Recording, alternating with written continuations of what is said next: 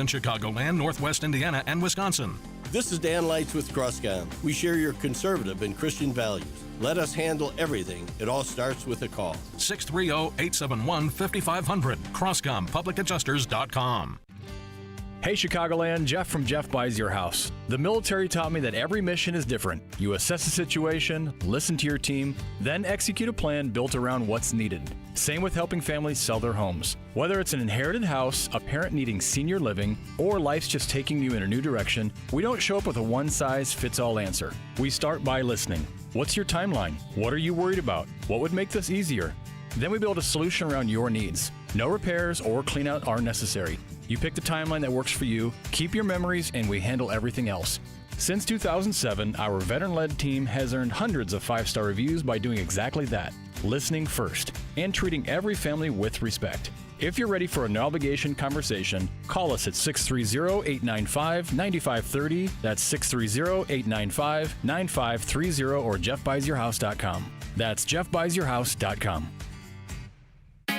It's almost time once again for the annual AM 560 Golf Outing, presented by Signature Bank. AM 560 is proud to partner with the Tunnel to Towers Foundation to help them support America's first responder and military heroes, to help America never forget 9/11. This year, our golf outing is happening on Monday, June 15th at McRae Memorial Golf Club in Barrington. When you purchase a foursome to join us, you'll enjoy a full day of golf, meals, an awards reception, and a silent auction. And if you're a business owner, when you purchase a foursome, you'll also receive an AM 560 marketing campaign, which includes 25 one-minute commercials to air on AM 560 Monday through Friday between 5 a.m. and 8 p.m. and a free digital marketing analysis. Reserve your foursome today at 560theanswer.com/golf. That's 560theanswer.com/golf. Sponsored in part by Edward Jones Financial Advisor Nolan Webster and by real estate broker Ed Dring at leavingil.com. I'm attorney Stephen Leahy. If you're a business owner with unfiled tax returns, tax season is not your friend. This is when the IRS turns up the heat. They match 1099s. They review payroll filings. They compare bank deposits. And when returns are missing, they don't send you a warning. They take action. Penalties stack up fast. Liens become public. Bank levies can drain your account. I see it every year.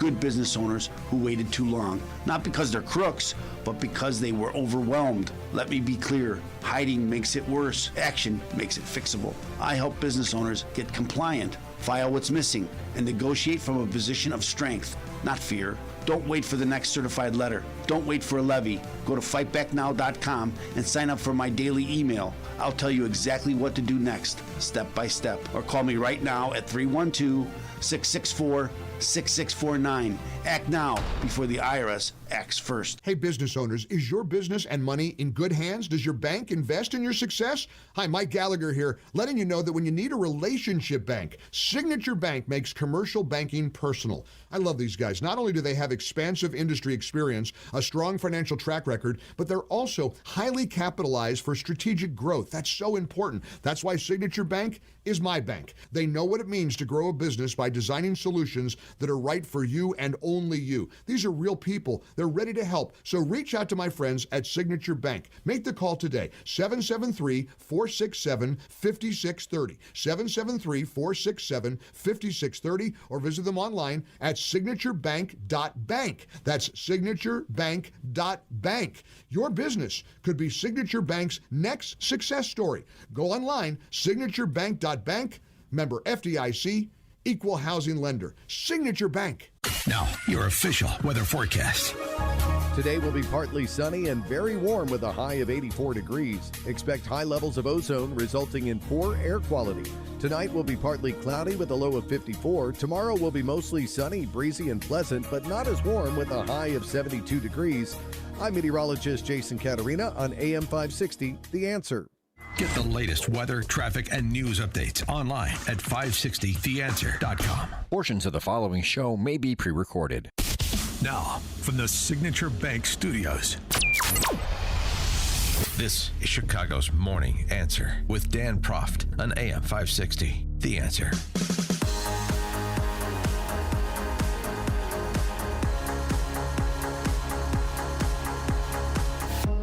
Top of the morning, Dan Proft here. So President Trump claimed another scalp last night as expected.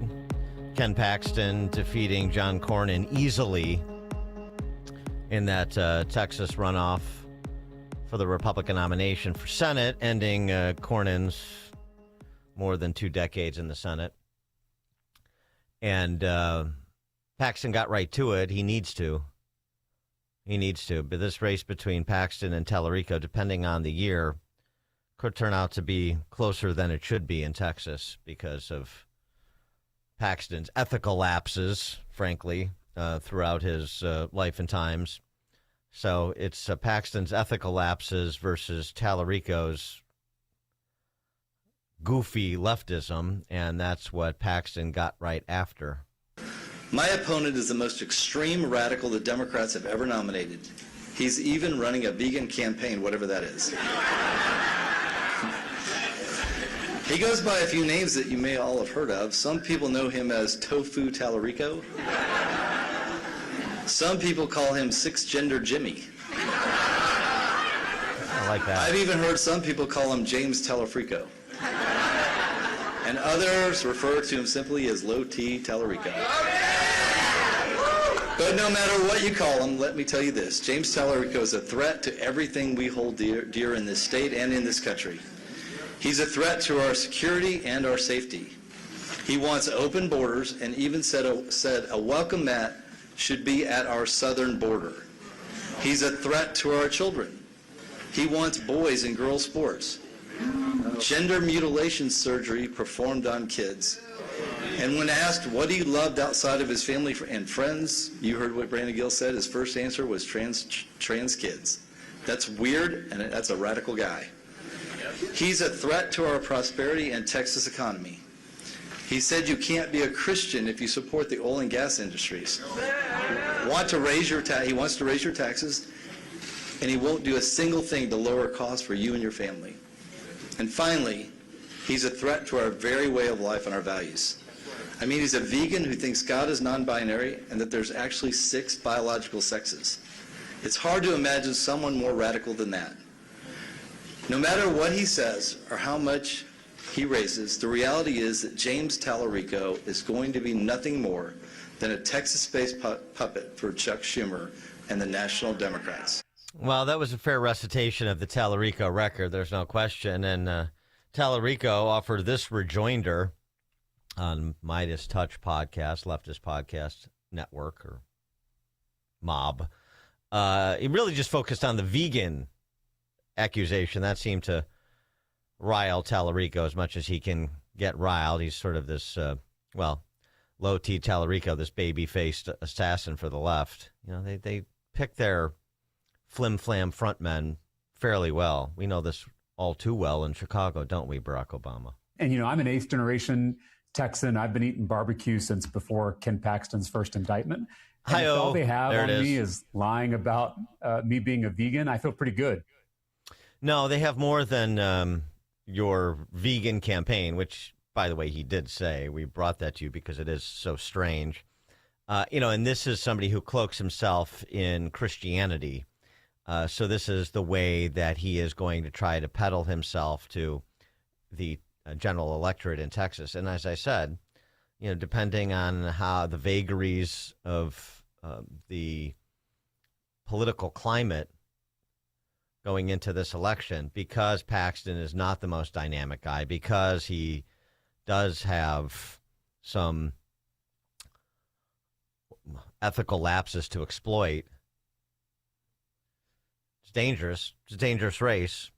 That's why I said it would have been much better had Republican primary voters chosen Wesley Hunt, but it's a name ID game. I get it. But Paxton is already reading from the NRSC's playbook. I mean, they had this going, that recitation you heard on Tallarico. They've had ads up already with James Tallarico in his own words. That's the nice thing about some of these difficult general elections in a midterm cycle with your party being in power. You have these hard left neo-Marxist revolutionaries, some more non-threatening than others. Graham Plantner in Maine is a different sort of thing than James Tallarico in Texas. and it's going to need to be. But you have them in their own words and actions in the case of Plantner. The Democrats have a weird candidate. God is non-binary. There are many more than 2 biological sexes. In fact, there are 6. It is now existential that we try to reduce our meat consumption. The American flag is such a complicated symbol for most of us. Prophetic voices like Jesus have helped me reckon with my own whiteness, my own masculinity. Our southern border should be like our front porch. There should be a giant welcome mat out front. No need to sit and cry over, your whiteness or your masculinity. They're going to call me a radical leftist. Something that you love that's not family or friends. I love, I'm just saying this because it's on my mind, the trans children. The Democrats have a weird candidate. Low T Tallarico, too weak for Texas. Lone Star Liberty PAC is responsible for the content of this ad. Yeah, it's Super PAC, not the NRSC. The NRSC, though, they're flying in formation. They did the same thing with Graham Plantner. We brought that to you before, but here's a little refresher because these are 2 key races, 2 key holds for Republicans to maintain control of the Senate. And now for a dramatic reading of Graham Plantner's Reddit comments. Holy how about people just take some responsibility for themselves and not get so up they wind up having sex with someone they don't mean to? Rape is a real thing. If you're so worried about it to buy Kevlar underwear, you think you might not get blacked out up around people you aren't comfortable with. Why don't black people tip? I work as a bartender and it always amazes me how solid this stereotype is. Living in white rural America, I'm afraid to tell you they actually are. I got older and became a communist. Still got the guns, though. I don't trust the fascists to act politely. I did used to love America, or at least the idea of it. These days, I'm pretty disgusted by it all. Feel free to back it up with facts, This was the gayest, not in a fun dick-sucking way, thing I've ever seen. Mm-hmm. This has been a dramatic reading of Graham Plantner's Reddit comments. And, the hits keep on coming. I mean, I know the Nazi tattoo was accidental. It was just something you do when you're going through a difficult time in your life. Of course, everybody's been there. But the other hits, too, he said that somebody who received a Purple Heart shouldn't have made it back home from Iraq. Someone who was injured protecting or coming to the aid of his platoon should not. He was an idiot. He shouldn't have made it out of Iraq. And recently, one of the citizen journalists that are populating the landscape tried to catch up to Plantner to ask him about that when he was picking up some beer at the local supermarket because he's a regular guy, I was wondering if you regret the post about the Purple Heart veteran. If you think you need to apologize to him, what you would say to voters who might be upset by it? I did 4 tours of the infantry. Any attempt to say that I disrespect veterans is slanderous and offensive. Do you think you owe him an apology? Do you know how many of my friends had Purple Hearts? Do you know how many of my friends got wounded? I'm sure a lot. Yeah. What does that have to do with anything? I'm asking about the Purple Heart recipient you maligned, you big doofus. This guy is a cretin, this Graham Plantner. And Tallarico is something out of Children of the Corn. And both are going to need those impressions are going to need to be emblazoned on the minds of voters in Maine and Texas, respectively. All right, coming up at 5:38, we've got some new information about the violence over the weekend, including on the person that tried to run down, and that's what he did, tried to run down and did injure 5 police officers. We'll pick that up at 5:38. Now we check the headlines with Mike Scott. At 5:31, we have a cool start to the day. 62 degrees in our QC Kinetics newsroom. Expect a partly sunny day ahead with a warm high of 86. Swimming conditions will be dangerous today along Lake Michigan. National Weather Service issuing a beach hazard statement for Lake County, northern and central Cook counties, high waves and dangerous currents. A mechanical issue blamed for causing major delays on several Chicago Transit Authority lines. CTA officials say brown, red, and purple line trains were halted all near Belmont last night. Normal service resumed, but only several hours later. Several Chicago City Council members are considering making the parents of teens accountable after youth were arrested during so-called teen takeovers and mob action. Second Ward Alderman Brian Hopkins wants to use a law that designates the crime as contributing to the delinquency of a minor, a Class A misdemeanor. We need to do everything we can to put a stop to these events, and that means giving the police all the tools that they could possibly bring to bear. Aldermen are working on drafting an ordinance that would give police the tools to go after parents of teens who participate in those illegal gatherings. Nicor Gas officials are responding to a lawsuit accusing them of negligence following a deadly house explosion in suburban Wonder Lake. The blast happened on May 17. One person was killed, 2 others seriously hurt. The husband of the woman killed in the blast is suing Nicor, accusing the company of negligence, claiming they did not respond to complaints of a gas leak before the explosion. A LaPorte County, Indiana sheriff's deputy remains in serious but stable condition, shot at a Northwest Indiana hospital and now credited for saving a nurse's life just moments before he himself was critically wounded. Deputy Samuelson has been transported from here to South Bend Memorial Hospital for further emergency treatment. We are asking the community to keep everyone affected in their thoughts and prayers. Deputy John Samuelson was shot inside the emergency room at Franciscan Health Michigan City last Friday morning after transporting an individual he encountered near Westville, believing he was a stranded motorist. The individual, identified as 22-year-old Sherrod Grafton of Chicago, allegedly shot Samuelson before fleeing the scene and being apprehended in the woods nearby. Gas prices have fallen to $3.74 a gallon on average in nearby Indiana, while Wisconsin, you can fill up for $4.35 a gallon. Even in Iowa, you can find $3.75 a gallon of gas. Illinois pays 30.6 cents a gallon more for fuel today since J.B. Pritzker took office, adding, along with automatic adjustments, a huge amount to the Illinois gas bill. But Pritzker yesterday said it wasn't his fault.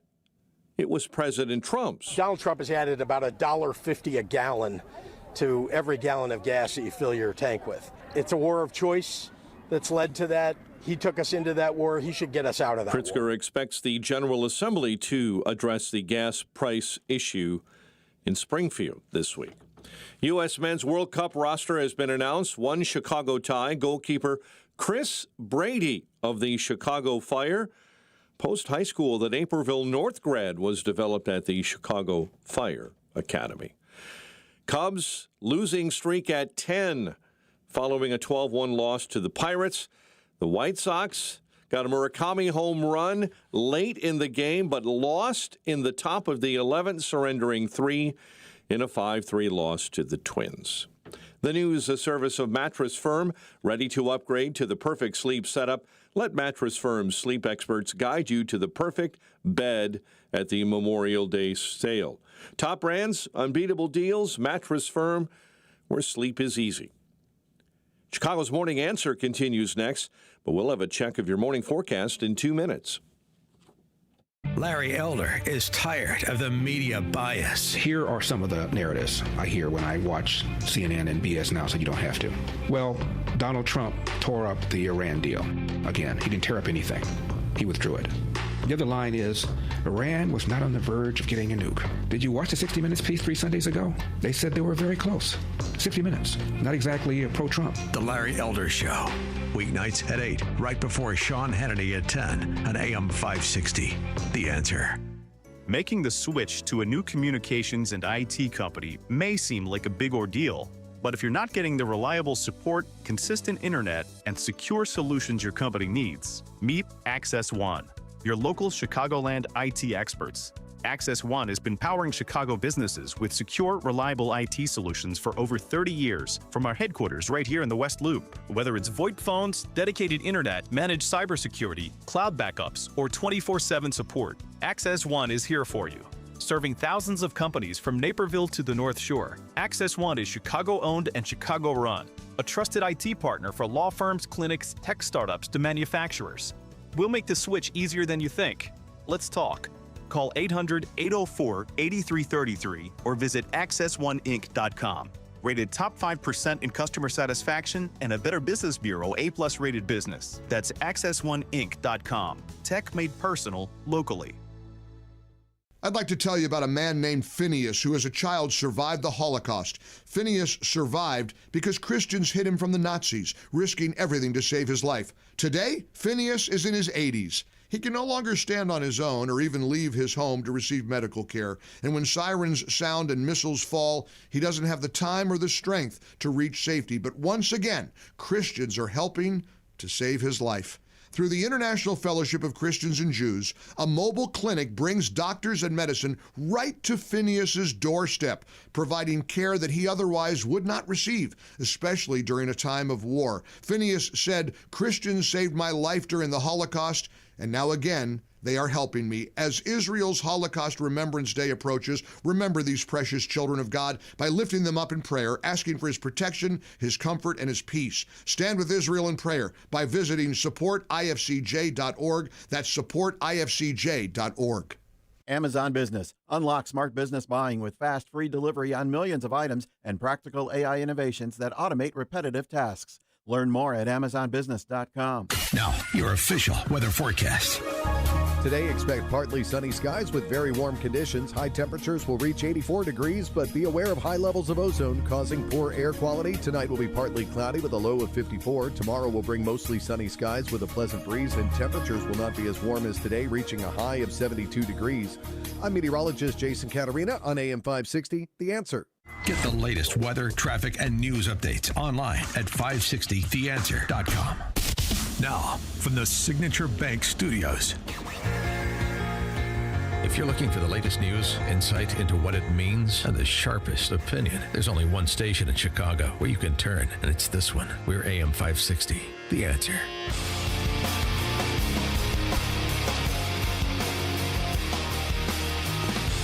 Top of the morning, Dan Proft here. So we need to update our stats from the weekend. Yesterday, I think the best reporting we had at the time was 25 shot over the Memorial Day weekend. That's up to 39 with 2 dead.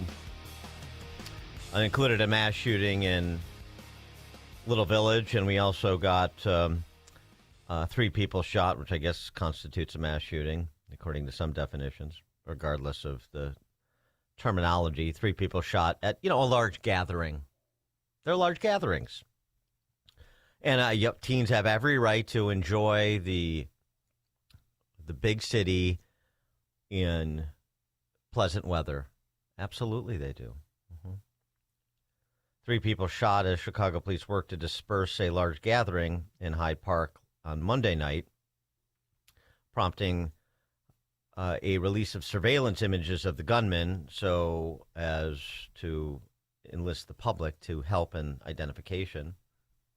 One of the other incidents of mass violence, if you will, was this 18-year-old from Plainfield, just being a silly kid. His prefrontal cortex is not fully formed, so he's not responsible for his actions. We know this. Silly kid from Plainfield who attempted to run over 5 cops. And we have some more details on that now that he has been charged, according to Assistant State's Attorney. He's driving with 2 other knuckleheads in the car somewhere on the near west side, or near south side. So Roosevelt and South Loomis. Yeah, near west side. And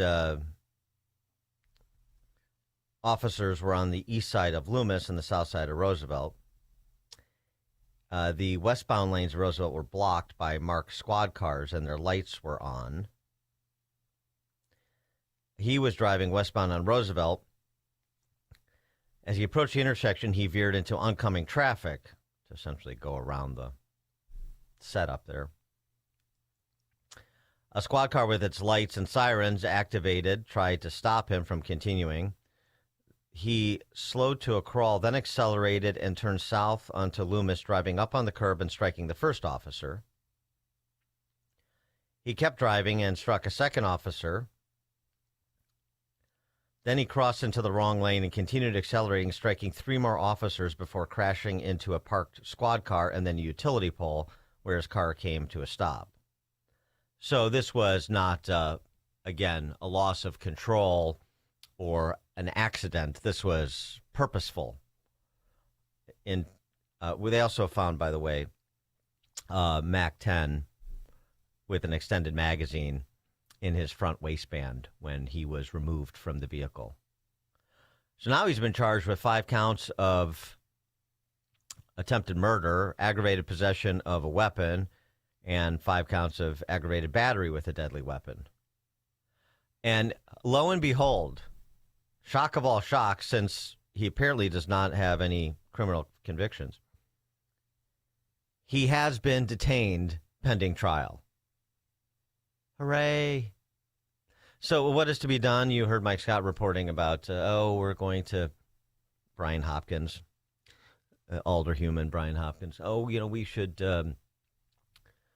reanimate the contributing to the delinquency of a minor charge for the parents of these kids who tend towards silliness when they get together in groups and take over a portion of the city.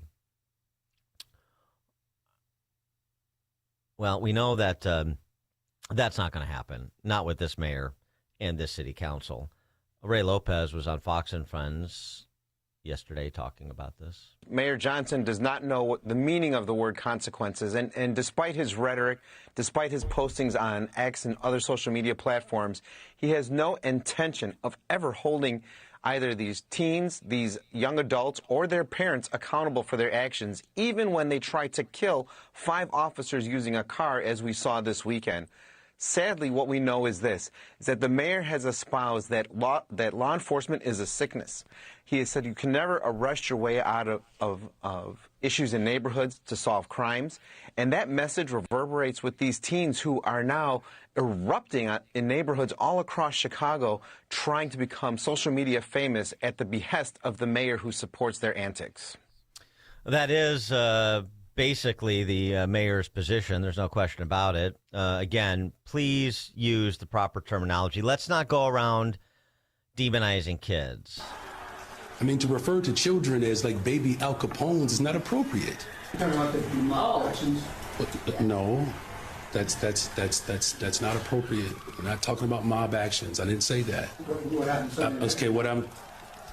Hold on a second, okay? Respectfully, these large gatherings, just hold on a second, y'all. I promise you, we have time to talk. It's important that we speak of these dynamics in an appropriate way. This is not to obfuscate what is actually taking place. But we have to be very careful when we use language to describe certain behavior. There's history in this city. That's right. Safety first when it comes to language. 312-642-5600, alphawealthgroup.com, call and text line. We've been here before, of course, again and again with this mayor and previous mayors. Just a flashback in case you are at all surprised by the rhetorical posture of the mayor and the political power structure in Chicago. And that includes Jelly Belly, too, by the way.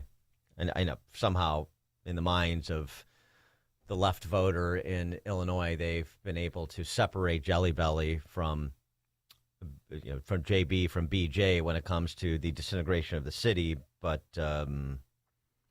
difficult position to take logically, although it's not unfamiliar for that profile of voter to delve into illogic. This was back in November of last year. Remember, there was a large gathering, and this was by the Chicago Theater, where 8 people were shot. We had 700 additional officers on top of the 1st Police District present. We had CVI workers that were out there as well. But clearly, what we put in place did not do enough. There was a communication that was delivered to CPS to encourage young people not to participate in these unauthorized gatherings. Incidents like last night set us back as a city, and it evokes fear. Our young people have to understand that they should not attend these unauthorized events that have been advertised on social media. They are extremely dangerous due to the number of individuals that may be carrying weapons, and as much progress as we have made, there are still far too many guns on our streets. For these young people who have engaged in these incidents, you have put yourselves and your friends at risk. Because of the reckless behavior of a few individuals, we have families devastated, and our downtown residents are hesitant to leave their own homes. I'm the first person to recognize. That was for a moment there was sort of a recognition of the mayhem and the associated fear, but what you have now is him falling back on his original position. Demonizing children is wrong. We have to keep them safe as well. They're young. Sometimes they make silly decisions. They do. And so we have to make sure that we are investing to make sure that young people know that they are supported. Mm-hmm. Corey in Woodlawn, you're on Chicago's Morning Answer. Yeah, he keeps saying it out of his mouth. It's always about finance with this guy. We keep investing in these kids. He's got these kids in budget meetings. All he cares about is coming to the taxpayers for more money. That's all he cares about. And then they've been having these soft takeovers all over the city. They're riding around on bikes. They're riding up and down King Drive. They pull over on the side. They're drinking all night long. This city has been completely taken over by these young kids or these little gangs on bikes. I don't know where they're coming from, but they're riding all up and down the street all day long, and no one's pulling them over. No one's doing their job. Thanks for the call, Corey. Yeah, it's Clockwork Orange of the Midwest, but the kids, these kids being silly, they need safe spaces. The more safe spaces that we give young people, the less likely they will engage in irresponsible behavior.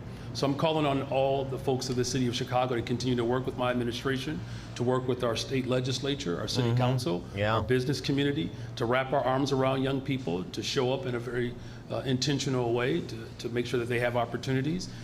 Wrap your arms around them intentionally, or your hands around their throats. I'm not sure which, but he's obviously promoting the warm embrace of collectivism.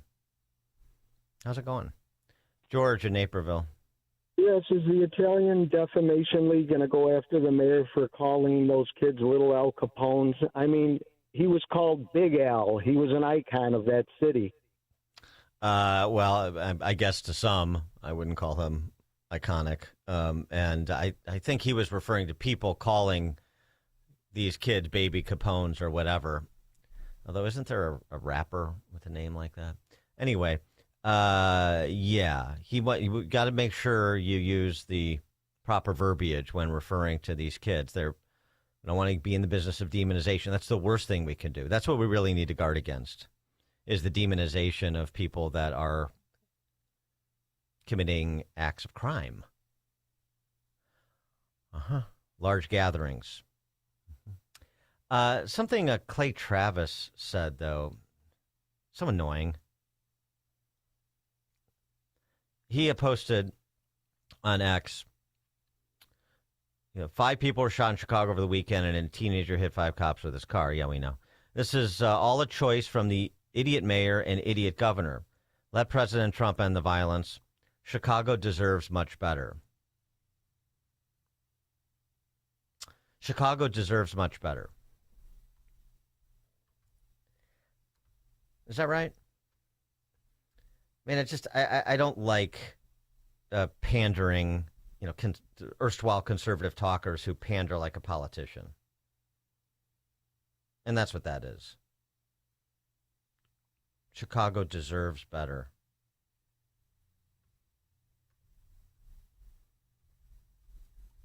In the infamous words of Milton Friedman, deserves is an impossible thing to decide.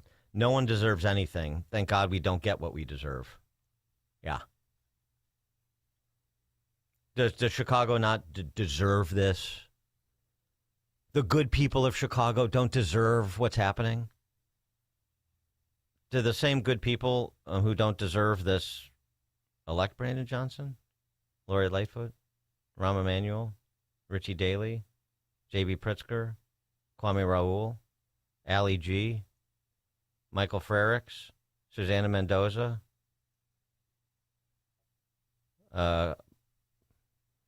15, 18 avowed socialists on the city council? Did the good people of Chicago who don't deserve this watch their city be sacked twice in the summer of love and decide to stay the course with the political leadership of the city, the county, the state? The good people of Chicago and what they deserve. It's so performative. It's funny because I remember this story. I mean, I don't really look to Clay Travis for much, but I remember this story I told on the show a decade ago when I think he was just at Outkick at the time, that the website that he founded. And it was about virtue signaling, basically. Some dude in his neighborhood for a charity during prior to, I should say, a charity 5K that his wife was running in, Clay Travis's wife. Some dude took a knee during the national while an 8-year-old girl sang the national anthem before they kicked off the fun run, and he was just aghast at this. I mean, can you try harder to make a spectacle of yourself? Can you do a bigger look at me and how virtuous I am? Well, when you say things like the people of this place deserve this or deserve that, deserve better, like somehow this political leadership and the associated consequences of the policy choices they supported were imposed on them as opposed to being welcomed by them. Deserve. I'll get Chicago out my mouth when people get deserve out of theirs. How's that for a deal? Byron, Western Suburbs. Yeah, hey, Dan. The elephant in the room is across the entire nation, about 40% of children are born to unmarried mothers. And so you have no family structure. It's completely gone. And everybody wants to try to do all kinds of other things for the youth and stuff, but the one thing that's missing is dad. Yeah, well, I understand. And what do you want to do about that? Exactly. I don't know.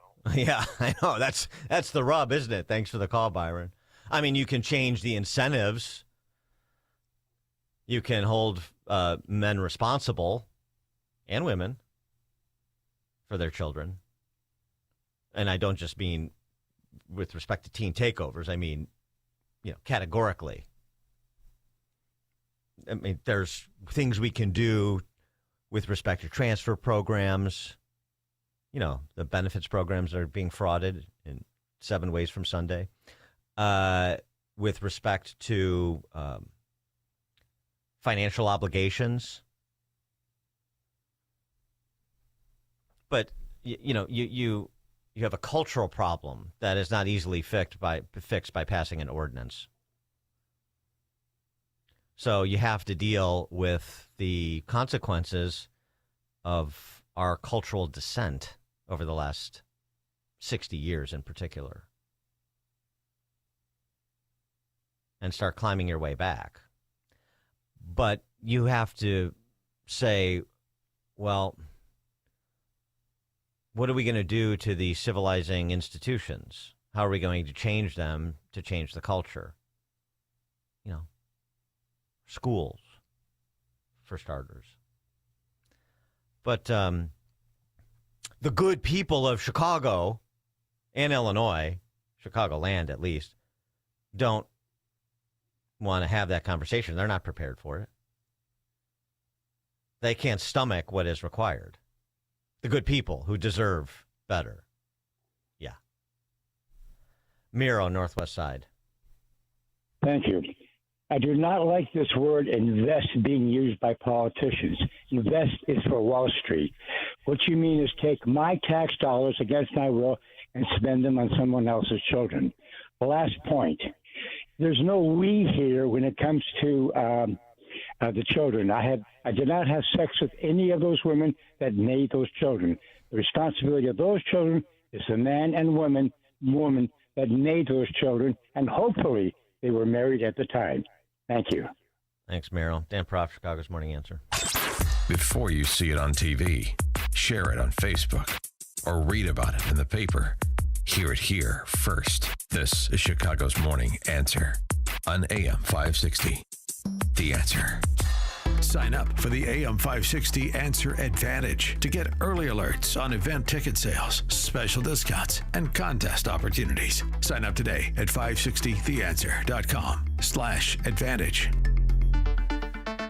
You need a construction company, but who? Call Croscom. A construction company you can trust that shares your Christian and conservative values. For decades, Croscom has been doing work in Chicagoland, Northwest Indiana, and Wisconsin. Roofs, siding, windows, doors, gutters, basically everything for your home or business, even solar. Quality work and professional services that make you feel great about your decision to work with Croscom. Call Croscom. 630-871-5500. Give them a chance to earn your business. If your repairs are due to storm, fire, or flood damage, you need to call Croscom. They're licensed public adjusters. They work for you, not the insurance company. Croscom will work to get you the money you deserve, the maximum payout. They know the insurance companies and how to deal with them. They win for you. Call Croscom. Croscom Construction and Public Adjusters. This is Dan Lights with Croscom.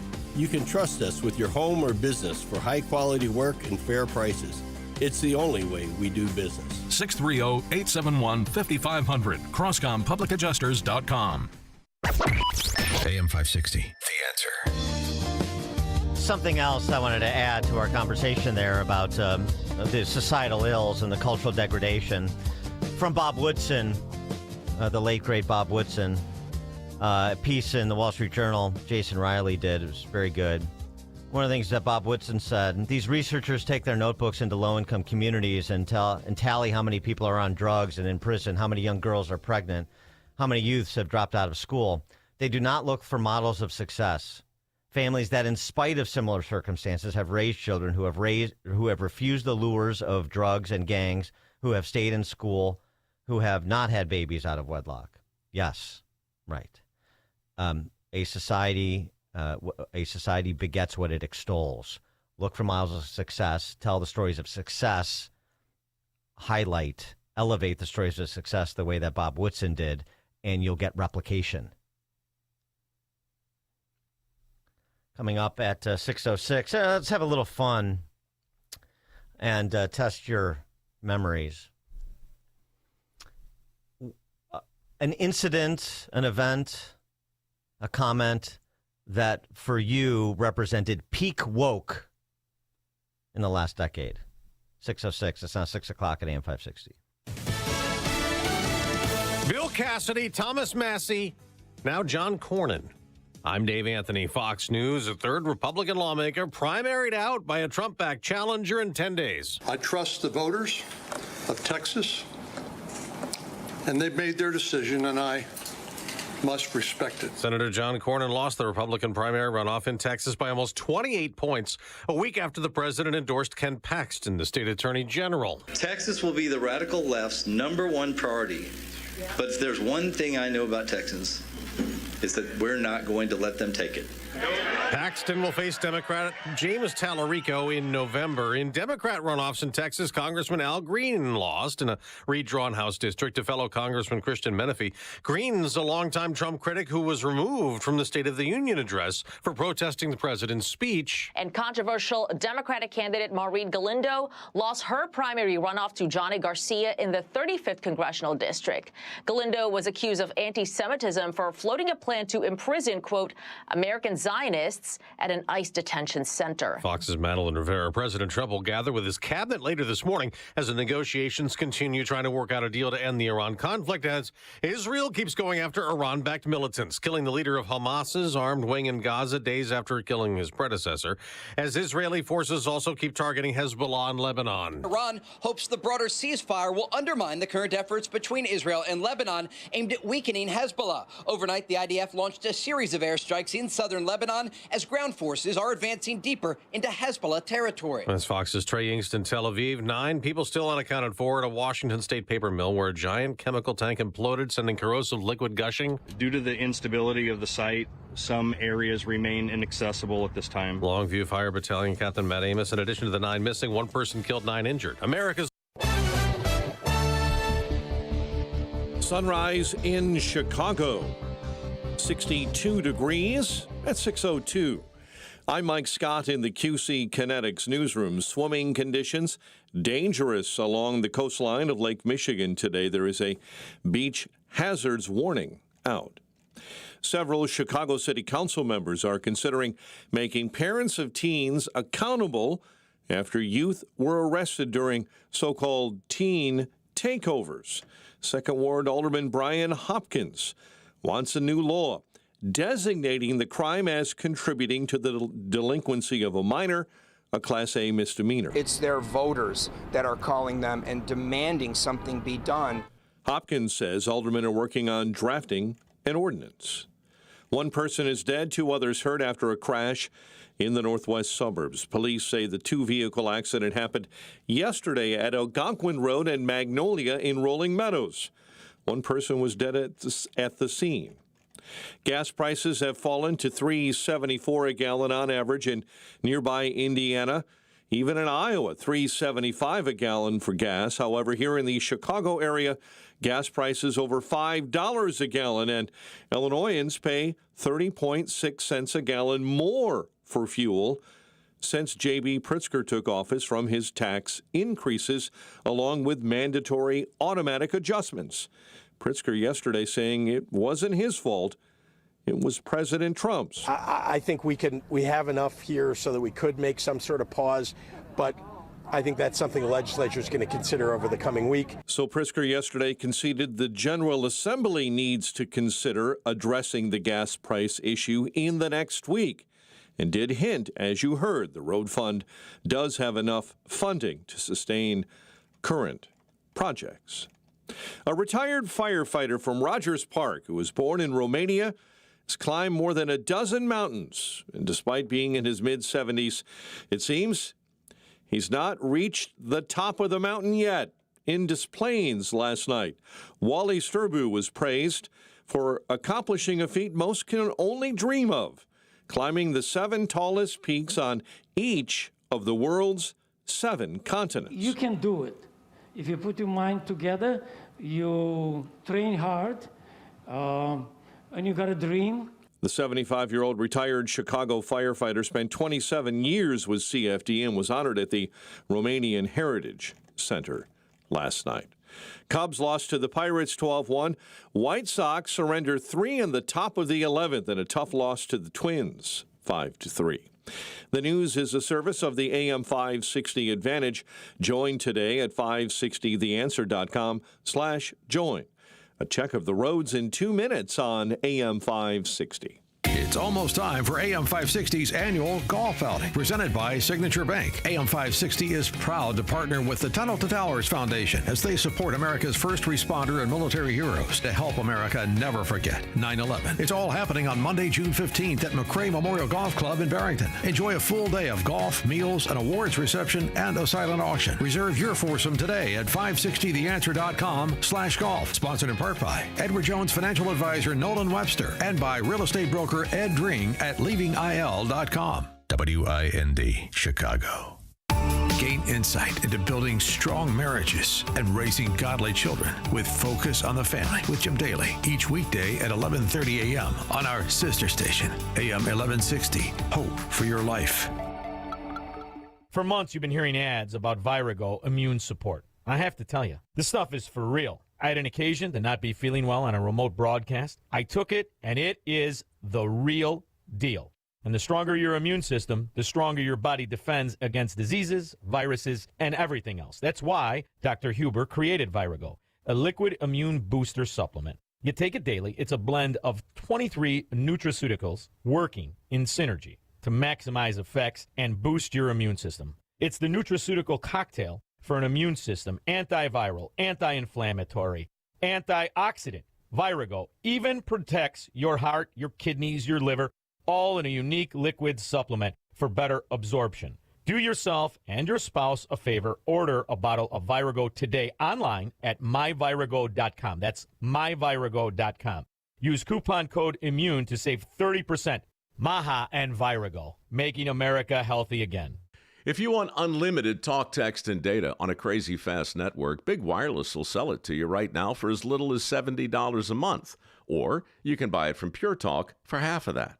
I'm talking about unlimited talk, text, and unlimited data for just $34.99 a month. Stop paying the big guys twice what you need to. Dial pound 250, say my name. That's pound 250, micro, to switch to Pure Talk, where the savings are truly unlimited. Now, this 25th anniversary of 9/11, the Tunnel to Towers Foundation remains committed to honoring the heroes shaped by that day. Heroes like NYPD Detective Victor Vargas, a U.S. Air Force veteran who died from pancreatic cancer after serving in the World Trade Center recovery efforts. Tunnel to Towers honored Detective Vargas by paying off the family's mortgage. You can donate $11 a month, and you can amplify your impact with a car or land donation. Go to their website, the letter T, the number 2, the letter T.org. If you have unfiled taxes or are in debt to the IRS, this is important news. Did you know the IRS has programs specifically designed to help people struggling with tax debt? Powerful tax assistance programs that can save you thousands if you qualify. No one knows these programs better than the experts at Optima Tax Relief, America's most trusted tax resolution firm, A-rated by the Better Business Bureau. Their award-winning tax attorneys and licensed professionals have resolved over $3 billion of tax debt for their clients. One call to Optima can start the process, helping to put an end to your worries about wage garnishment, asset seizure, and other aggressive IRS actions. Find the best options to solve your tax problems. Call the experts at Optima Tax Relief today for a free consultation. Call 800-965-1433. 800-965-1433. 800-965-1433. Optima Tax Relief. Some restrictions apply. For complete details, please visit OptimaTaxRelief.com. 6:08, Team Hochberg Traffic Center time. Accident right shoulder on the Eisenhower. It is on the outbound side at St. Charles. And stop-and-go traffic on the Dan Ryan in the express lanes. Inbound, you'll hit the brakes at 51st, and you're crawling up to 31st. Chicago's Morning Answer continues next.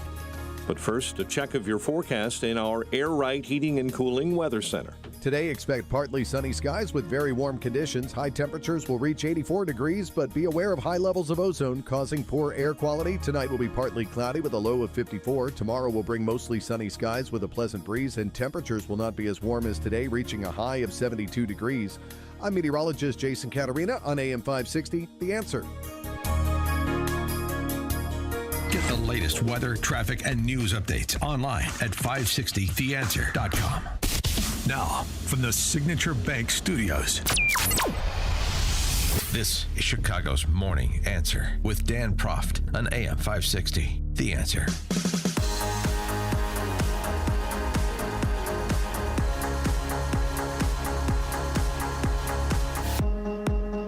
Top of the morning, Dan Proft here. A bit of a walk down memory lane. In the Trump era, so the last decade, is there a moment that sticks out to you, an incident, an essay, a statement, a moment that stands out to you as representing peak woke. This is something that's sort of trending on X, and so I thought I'd put it out to our audience, get the propeller spinning, and see what you recall. It'd be interesting. Think about all of the different illustrations of wokeness. I mean, more properly called this neo-Marxism, rooted in identity. When did it reach its apex? Because I think it has reached its apex in the sense that the common sense counter-revolution has provided some pushback. I mean, it's nowhere near disappeared, and it still infects all of our mediating institutions, if not dominates. It's not going anywhere, but it's been pushed underground. It's been hemmed in thanks to this common sense counter-revolution that Trump has led. Trump sort of was an accelerant for this neo-Marxist revolution that was slow-moving, but had certainly preceded him. I mean, that story I just told, recounting Clay Travis's anecdote about the guy who took a knee while an 8-year-old sang the national anthem at a neighborhood charity 5K. You know, that's back in 2016 before Trump was elected, when Colin Kaepernick was a cause celeb and Black Lives Matter was on the rise. And it certainly, that peaked with George Floyd, obviously, and has now subsided somewhat. But is there a moment that stands out? I mean, just give you a couple examples that people recounted to get you thinking about it. 312-642-5600. That's the alphawealthgroup.com call and text line. Here's an example. All these Hollywood celebs that did one of their wonderful compilation videos. All these honky actors and actresses. Julianne Moore, Kirsten Bell, I recall, who accepted responsibility after the George Floyd death. I take responsibility. I take responsibility. I take responsibility. I take responsibility for every unchecked moment, for every time it was easier to ignore than to call it out for what it was. Every not so funny joke. Every unfair stereotype. Every blatant injustice, no matter how big or small. Every time I remained silent. Every time I explained away police brutality. Or turned a blind eye. I take responsibility. Black people are being slaughtered in the streets, killed in their own homes. These are our brothers and sisters, our friends, our family. We are done watching them die. We are no longer bystanders. We will not be idle. You get it. Yeah, it was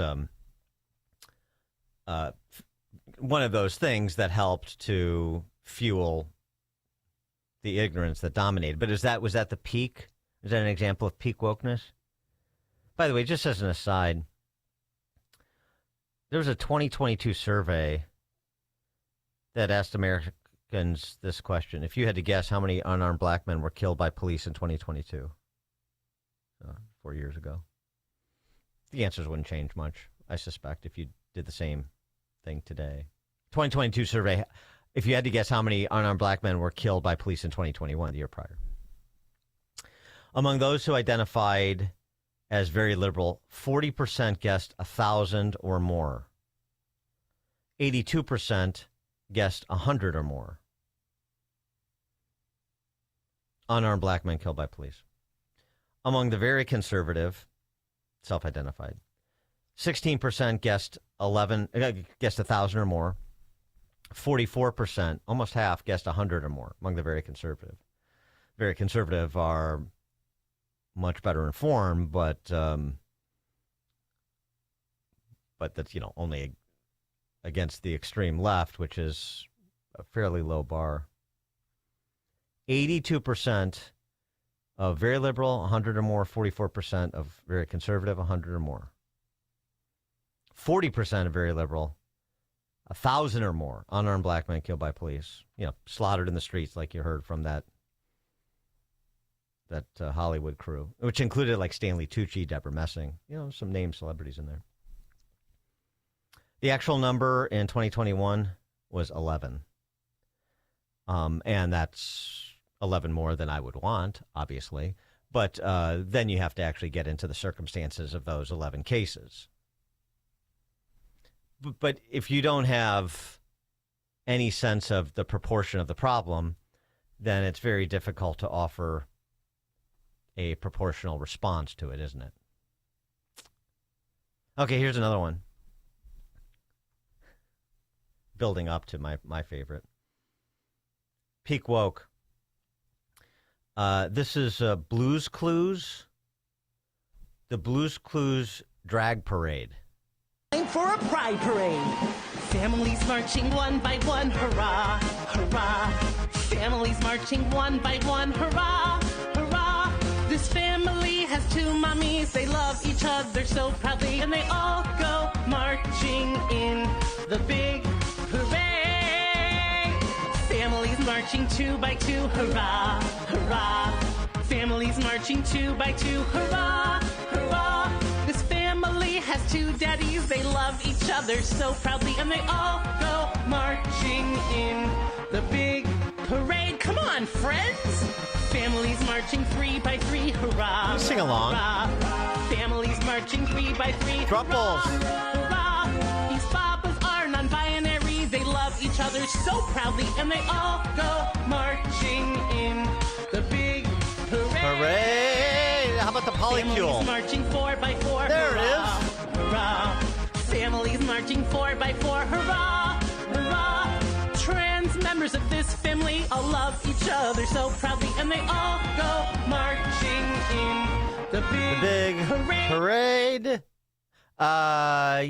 That featured non-binary dolphins, trans beavers with double mastectomy scars. For the kids. Targeting toddlers, boy, that's... Now you're getting into a finalist at minimum.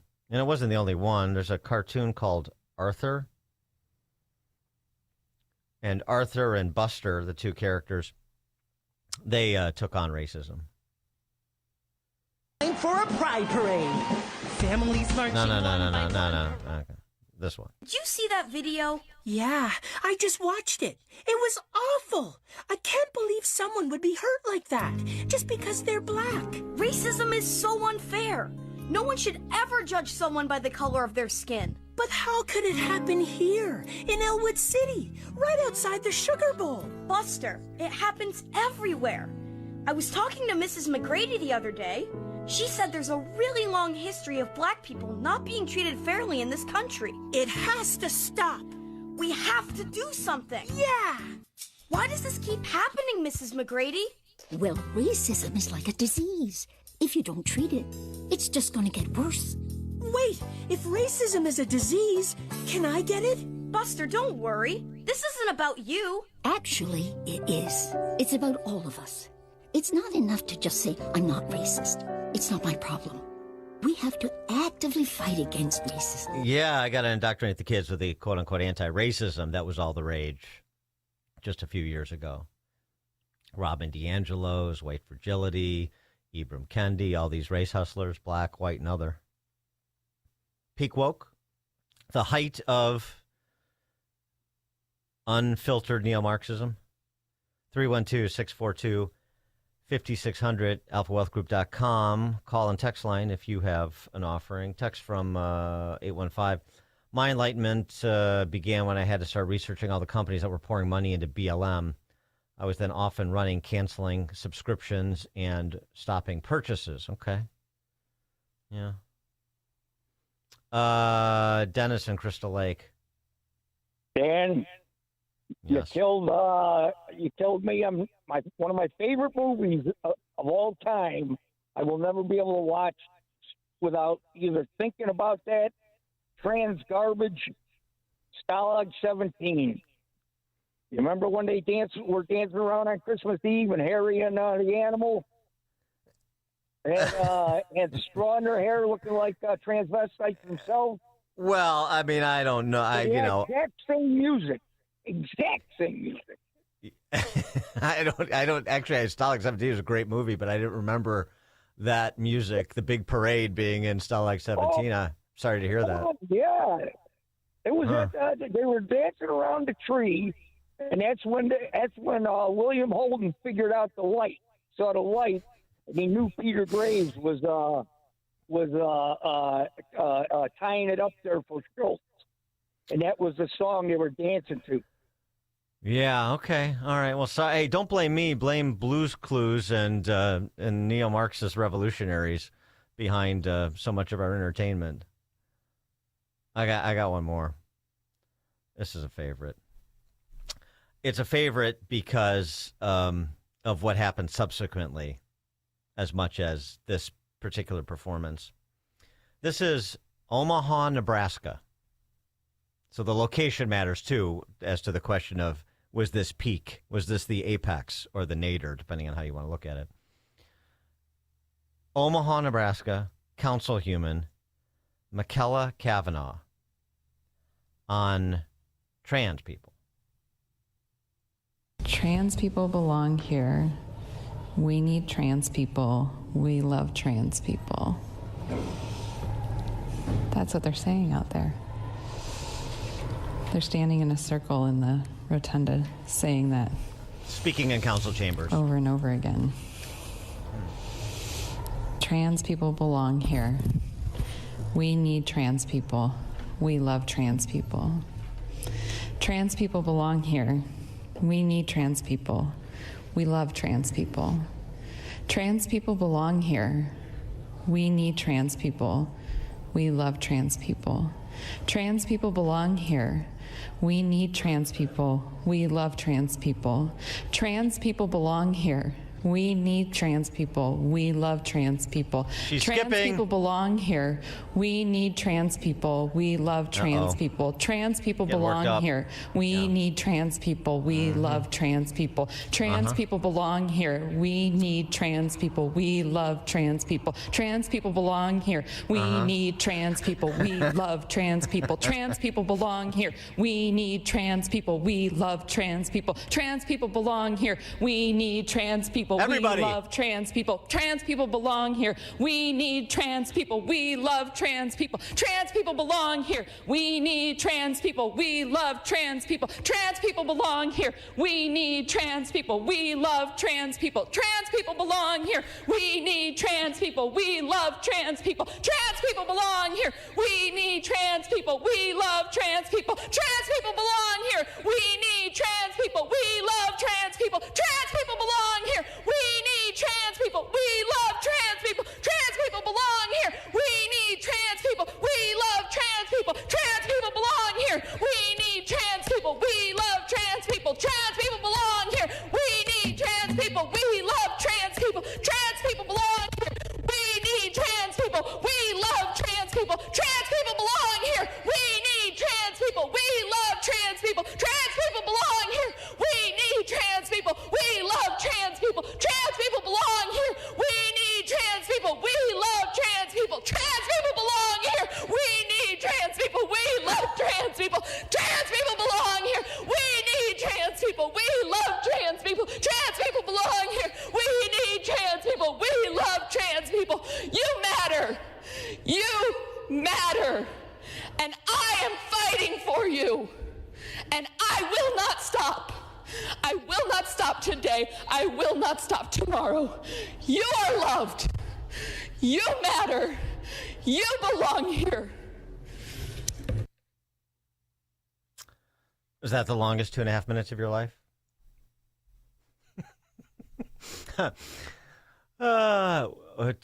Text from 262. What are you, 5? Get rid of this. No, I'm not 5. That's the Omaha City Councilman.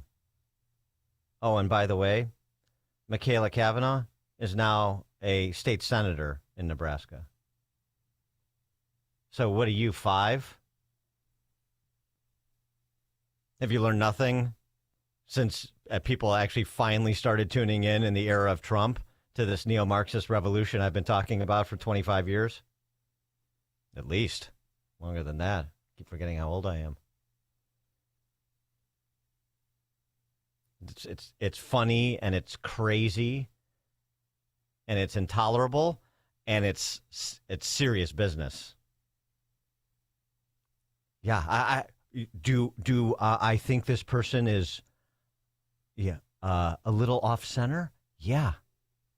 And she was rewarded for that performance by moving up from Omaha City Council to Nebraska State Senate. You get it?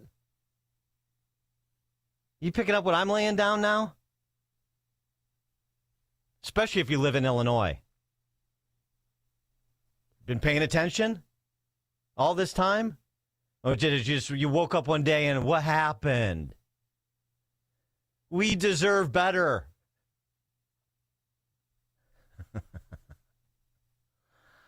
Uh-huh. And in case you were unclear about her message, trans people belong here. We need trans people. I don't know if that came through. Mary at Midway, you're on Chicago's Morning Answer. Oh, hi. There, my example, and there are so many, but this I wouldn't have believed it if I didn't see it, was the protest in Minnesota and riots. No, I mean protests. The news camera guy is standing there with his mic, and it's the town spring behind him. They're Ali. I think it was Ali Velshi at MSNBC. Yeah, mostly peaceful protest with a conflagration behind him, like on a naked gun. All of us in the behind us. He looked afraid, and he's like, "But it was mostly a peaceful protest." Yeah. Now I heard everything. Yeah. Thanks for the call. It's a good one. Joe in Arlington Heights. Good morning. The nadir was October 1, 2018. When the American Academy of Pediatrics came out with their policy statement that children deserve gender-affirming care, including all of the butchery and head shrink nonsense. That was the nadir. Yeah. I mean, the mutilation of kids, that's definitely a low point. And, by the way, that's not over either. But there has been diminished greatly thanks to Trump. In 2023, they reaffirmed it. Thanks for the call, Joe. Matt, Southside. Hey, Dan, I didn't quite get that lady's message. I was wondering if you could either repeat it or play it again. Thank you. I'm not going to inflict that much punishment by playing it again. I think the full 2.5 minutes is enough to last a lifetime.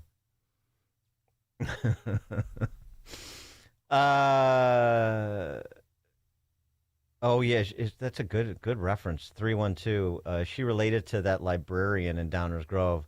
No, it's not a librarian. It's a city council human. Now I'm blanking on her name. And of course it's a hyphenated one. Gosh, oh no, what is it? Oh, I'm gonna have to think about it. Text from 847. A modern dance routine performed by students at New Trier to a Greta Thunberg poem. Oh man. Well, I wish there would have been video of that. I would have liked to have seen that. Dan Propp, Chicago's Morning Answer. Hear about the big stories of the day, then talk about them right here on Chicago's Morning Answer on AM 560. The Answer. Hey Chicagoland, Jeff from Jeff Buys Your House. The military taught me that every mission is different. You assess the situation, listen to your team, then execute a plan built around what's needed. Same with helping families sell their homes. Whether it's an inherited house, a parent needing senior living, or life's just taking you in a new direction, we don't show up with a one-size-fits-all answer. We start by listening. What's your timeline? What are you worried about? What would make this easier? Then we build a solution around your needs. No repairs or cleanout are necessary. You pick the timeline that works for you, keep your memories, and we handle everything else. Since 2007, our veteran-led team has earned hundreds of 5-star reviews by doing exactly that, listening first, and treating every family with respect. If you're ready for a no-obligation conversation, call us at 630-895-9530. That's 630-895-9530 or jeffbuysyourhouse.com. That's jeffbuysyourhouse.com. Did the Greek gods ever sleep? Huh? Did Aphrodite have a heart-shaped bed? Maybe. Did Hades, god of the underworld, sleep on a trundle bed? I think the Greek gods would have loved the Nevaeh bedroom from Penny Mustard. Nevaeh is heaven backwards. A bedroom fit for a king. You mean a Zeus? But not Poseidon. He'd have a waterbed. The Nevaeh bedroom, starting at just $168 a month, with no interest and no payments till May of 2029, through May 31st at Penny Mustard. 6 Chicagoland showrooms. PennyMustard.com. If you're looking to refinance a home after a divorce, you need to call Team Hochberg, your trusted local lender. Today, meet Lori, 50, social worker, score 650, income 90 G's a year. Call to refinance her mentally abusive ex-husband off the mortgage and title of their marital home per the divorce decree. Team Hochberg loan officer Anna Webdell helped Lori remove her ex-husband from the mortgage and title of the home, pay off debt totaling over $60,000, which included her attorney's fees, and saved her over $1,000 a month. Let's review. Team Hochberg loan officer Anna Webdell helped Lori remove her mentally abusive ex-husband from the mortgage and deed of the marital home, pay off all her debt, attorney's bills, and saved her over $1,000 a month. Team Hochberg has helped thousands of radio listeners, but we can't help if you don't call 855-563-2843 or visit 56david.com. Atlantic Coast Mortgage, Equal Housing Lender, NMLS 643114. AM 560, The Answer. Thanks to our listeners with better memories than me. Leslie Sadowski Fugit. How could I remember? How could I forget Fugit? Oh, that delicate little flower on the Downers Grove Village board. Fugit. Should I say it as many times as that now Nebraska State Senator said trans people belong here? We need trans people. No, I won't do that to you. All right, coming up at 6:36. Maybe we haven't even achieved peak woke yet. Ma'am Downey just rolled out a plan to seize people's property. 6:36. Now we check the headlines with Mike Scott. Highs in 61 in the QC Kinetics newsroom. Expect a partly sunny day ahead with a warm high of 86. This morning, Spanish police have mounted a search of the headquarters of the ruling Socialist Party. It's all part of an ongoing investigation into major financial wrongdoing, part of the party of Prime Minister Pedro Sanchez in Madrid, where socialists have been hammered by a series of major corruption scandals. A chemical tank at a paper mill in Washington state imploded Tuesday morning, killing one, leaving 9 unaccounted for. Longview, Washington Fire Department Battalion Chief Matt Amos. Recovery operations, they remain focused on safely accessing all affected areas of the facility, recovering victims, and supporting impacted families while ensuring responder safety. Due to the instability of the site, some areas remain inaccessible at this time. The National Guard is assisting with monitoring air quality. Republican Congressman Chip Roy has lost his bid to become Attorney General of Texas. A GOP runoff was held Tuesday to fill that seat, a seat vacated by Texas Attorney General Ken Paxton, who also won the GOP nomination for U.S. Senate last night. John has dedicated much of his life to serving Texas. He's worked diligently for years to help Texas. And for that spirit of service to the Lone Star State and our nation, I'm very grateful. Thank you, John. Roy was defeated by Texas State Senator Mays Middleton. A mechanical issue blamed for causing major delays on several CTA lines, brown, red, and purple, last night, all halted near Belmont. Normal service resumed several hours later. Several Chicago City Council members are considering making parents of teens accountable after the youth are arrested during so-called teen takeovers. Second Ward Alderman Brian Hopkins wants to use a law that designates the crime as contributing to the delinquency of a minor, a Class A misdemeanor. It's their voters that are calling them and demanding something be done. 5 Chicago aldermen are also proposing a new property tax rebate to be funded by salaries of vacant city jobs. Alderman Ray Lopez filed the ordinance last week. The U.S. Men's World Cup roster has been announced. There is one Chicago tie. Goalkeeper Chris Brady of the Chicago Fire, post-high school, the Naperville North grad, was developed by the Chicago Fire Academy. Cubs lost to the Pirates. White Sox fell to the Twins in 11. The news, a service of the AM 560 store.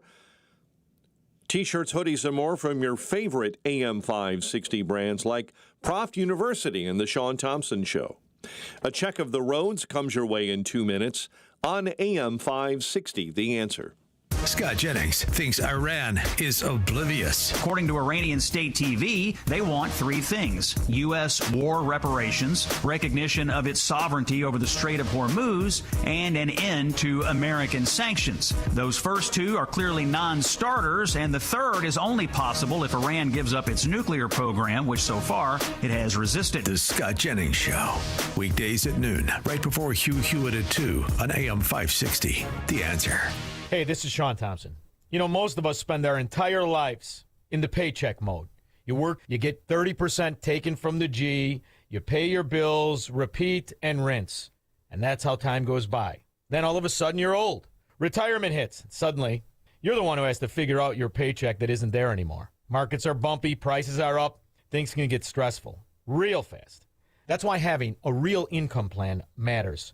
Tom Fortino and the team at Alpha Wealth Group can help you build a strategy to turn your hard-earned savings into a reliable retirement income. They coordinate with your Social Security and your tax planning so you can stop wondering if you're withdrawing the right amount at the right time. Tom Fortino and the people of Alpha Wealth Group have been doing this for 30 years. They can help you by giving you a complimentary retirement roadmap. And all you have to do is call 630-864-6711. That's 630-864-6711. Or online at alphawealthgroup.com. If you're over 65 and struggling with knee pain, Joint Relief Institute offers a guaranteed way to treat it. It's non-surgical and often covered by Medicare and private insurance. It's JRI's Joint Arthritis Treatment, knee lubrication placement that's so accurate it's 100% guaranteed and can relieve your knee and shoulder pain in 10 minutes or less. Book your risk-free consultation today and get back to walking, golfing, pickleball to cycling without pain or medication. Call 708-315-6800. Meet the provider, get an x-ray and joint consultation. Why wait? JRI has treated over 30,000 Chicagoans and performed over 400,000 procedures. You could be next. Over 5,000 5-star Google reviews can't be wrong. Stop living in pain. Call the Joint Relief Institute today, 708-315-6800, or visit jointreliefinstitute.com. Locations in Glenview, Oak Brook, and Orland Park. That's 708-315-6800 for the Joint Relief Institute. Medicare and most private insurance plans accepted. Hair Volume from New Nordic will make your hair look thick and healthy. Hair Volume is available online at Amazon and newnordicusa.com or in the hair care aisle at your local CVS. 638, checking the Team Hochberg Traffic Center. 8094, an accident on the entrance ramp from Torrance Avenue. It's right at the top of the ramp, and the ramp is partially blocked this morning. Route 53, roadwork delays northbound between the Ike and Kirchhoff. Vehicle fire, Bishop Ford, right lane blocked inbound at 159th. Chicago's Morning Answer continues next. A check of your forecast in the Air Right Heating and Cooling Weather Center. Partly sunny and warm, a high of 86. Get the latest weather, traffic, and news updates online at 560theanswer.com. Now, from the Signature Bank Studios. If you're looking for the latest news, insight into what it means, and the sharpest opinion, there's only one station in Chicago where you can turn, and it's this one. We're AM 560, The Answer.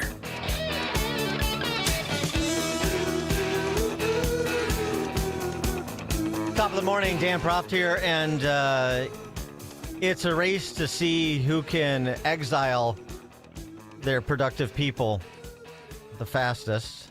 And I'm sorry to say, I think New York City may have just taken the lead, maybe nosing out Chicago now. thanks to Zoran Mamdani, the commies, Fix the City program that was advertised during his candidacy. So don't feign surprise. And now he's going to make it real. I just wish that BLM Brandon wasn't dithering with the Gimme Dad housing projects.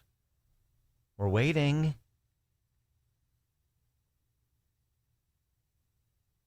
Through our new citywide campaign, Fix the City, we will focus on the worst landlords in New York City. When necessary, we will take aggressive legal action to remove negligent owners and property managers. And for buildings that have suffered chronic neglect, we will work to transfer ownership to responsible stewards.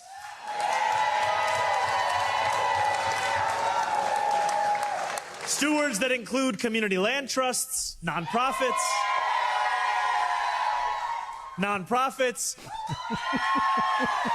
or even We're the all tenants here. themselves. Yeah, sure.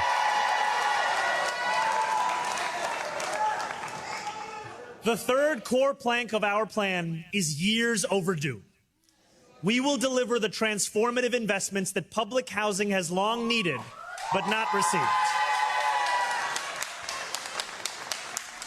Our public housing system, the largest of its kind in the country, was born from Mayor Fiorello LaGuardia's conviction that government owed its people decent, dignified homes. NYCHA began as a testament to something great, that government can not only imagine a better life for those it serves, but that it can fulfill that vision. And yet that conviction has become a relic of the past. After decades of disinvestment, NYCHA tenants have come to expect that no matter who is in office, they will be overlooked.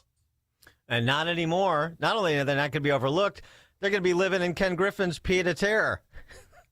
312-642-5600 is the alphawealthgroup.com answer line and text line. I mean, again, he got all the DSA apparatchiks together and put them in the administration and put them to the task of revolutionizing New York City by redistributing property, because that's what this is, of course. You know, his housing gal, you remember her, C. Weaver? We profiled her when we were watching that race prior to Mamdani's election. And she was somebody who really liked the toastiness of that warm embrace of collectivism. She had some, big ideas about property rights. I think the reality is that for centuries we've really treated property as an individualized good and not a collective good, and we are going to transitioning to treating it as a collective good and towards a model of shared equity will require that we think about it differently, and it will mean that families, especially white families, but some POC families who are homeowners as well, are going to have a different relationship to property than the one that we currently have. We're going to break up. You and your property are going to have to break up. You own the property. We want to reimagine the relationship you have with your property. I love the Newspeak. It's good, isn't it? Yeah, she had a lot to say about that, particularly with respect to honkies owning property. This is about rebalancing power. Democratically controlled public housing is really important. And that's why when Raquel was talking about the communities and that she's describing, that's a created community where the people who are living there are like setting the agenda. And so, people like home ownership because they like control, and that's been perverted by like deep racism and deep classism in our society. So like we have to not have a racist and classist society. And so that's like something we need to think about like deeply. To me, it's about control, and why rent control is really important is because rent control alters the power dynamic between renters and who owns the building. Exactly. Yeah, change that relationship. Reimagine it. Though, her whole home ownership is a tool of white supremacy. She wants to walk that back in a little bit these days now that she's in charge, and she is. Something you'd said on Twitter about home ownership being a tool of white supremacy. I wanted to give you a chance to respond. You're not out of your mind, right? I don't think I'm out of my mind. Okay. I think that some of those things are certainly not how I would say things today and are regretful. But I do think my sort of decades of experience fighting for more affordable housing sort of stands on its own. Mm-hmm. Vicky Palladino is the one Republican member of the City Council in New York. She posted this about the Fix the City program. First and foremost, C. Weaver, who you just heard from, and DSA organizers, in scare quotes, and I do mean scare quotes, will be unleashed with the full institutional legal support of the city government to ramp up tenant complaints in targeted buildings. No complaint will be too small. No building will be too small. Everything will be treated as catastrophic. Full-scale demagoguery will ensue, complete with protests, rent strikes, street theater, and harassment of property owners. Then the city buildings department will be weaponized to begin writing as many violations as possible in order to bolster the city's effort to justify a seizure. It won't matter how small or large the violations are. The total number will be breathlessly cited as evidence of mismanagement. It will be impossible for landlords to clear these violations in good faith. The combination of a weaponized buildings department writing hundreds of thousands of dollars in fines, rent strikes, and constant threats and harassment against landlords by militant activists will make the situation untenable for any property owner to realistically fight back. And the city will seize the property. The landlord will be lucky to walk away without prison or being beaten to death in the street by an angry mob. Don't forget, that's Hassan Piker's call to action. Let the streets run red with capitalist blood. Hassan Piker is now under federal investigation. We'll get to that a bit later. But wait, there's more. If that sounds good, but wait, there's more. Vicky Palladino. That's only the first half of the plan, and everyone needs to pay very close attention to the big picture here. The properties will then be turned over to nonprofits, which you heard Mamdani say. This is no small detail. It's in fact the whole point. The idea here is to build up Zoran's DSA-connected nonprofits with a multi-billion-dollar portfolio of hard assets, New York City real estate. Although the values may be plummeting in this context, but yeah, for now. She goes on to say this portfolio could theoretically reach into the hundreds of billions or even trillions, depending on how aggressive they get. Now these highly political nonprofits would become the new land barons of New York, complete with all the political clout, leverage, and reach that goes along with it. As it stands now, the nonprofits depend mostly on the largesse of grants, donations, and other third-party resources to stay afloat.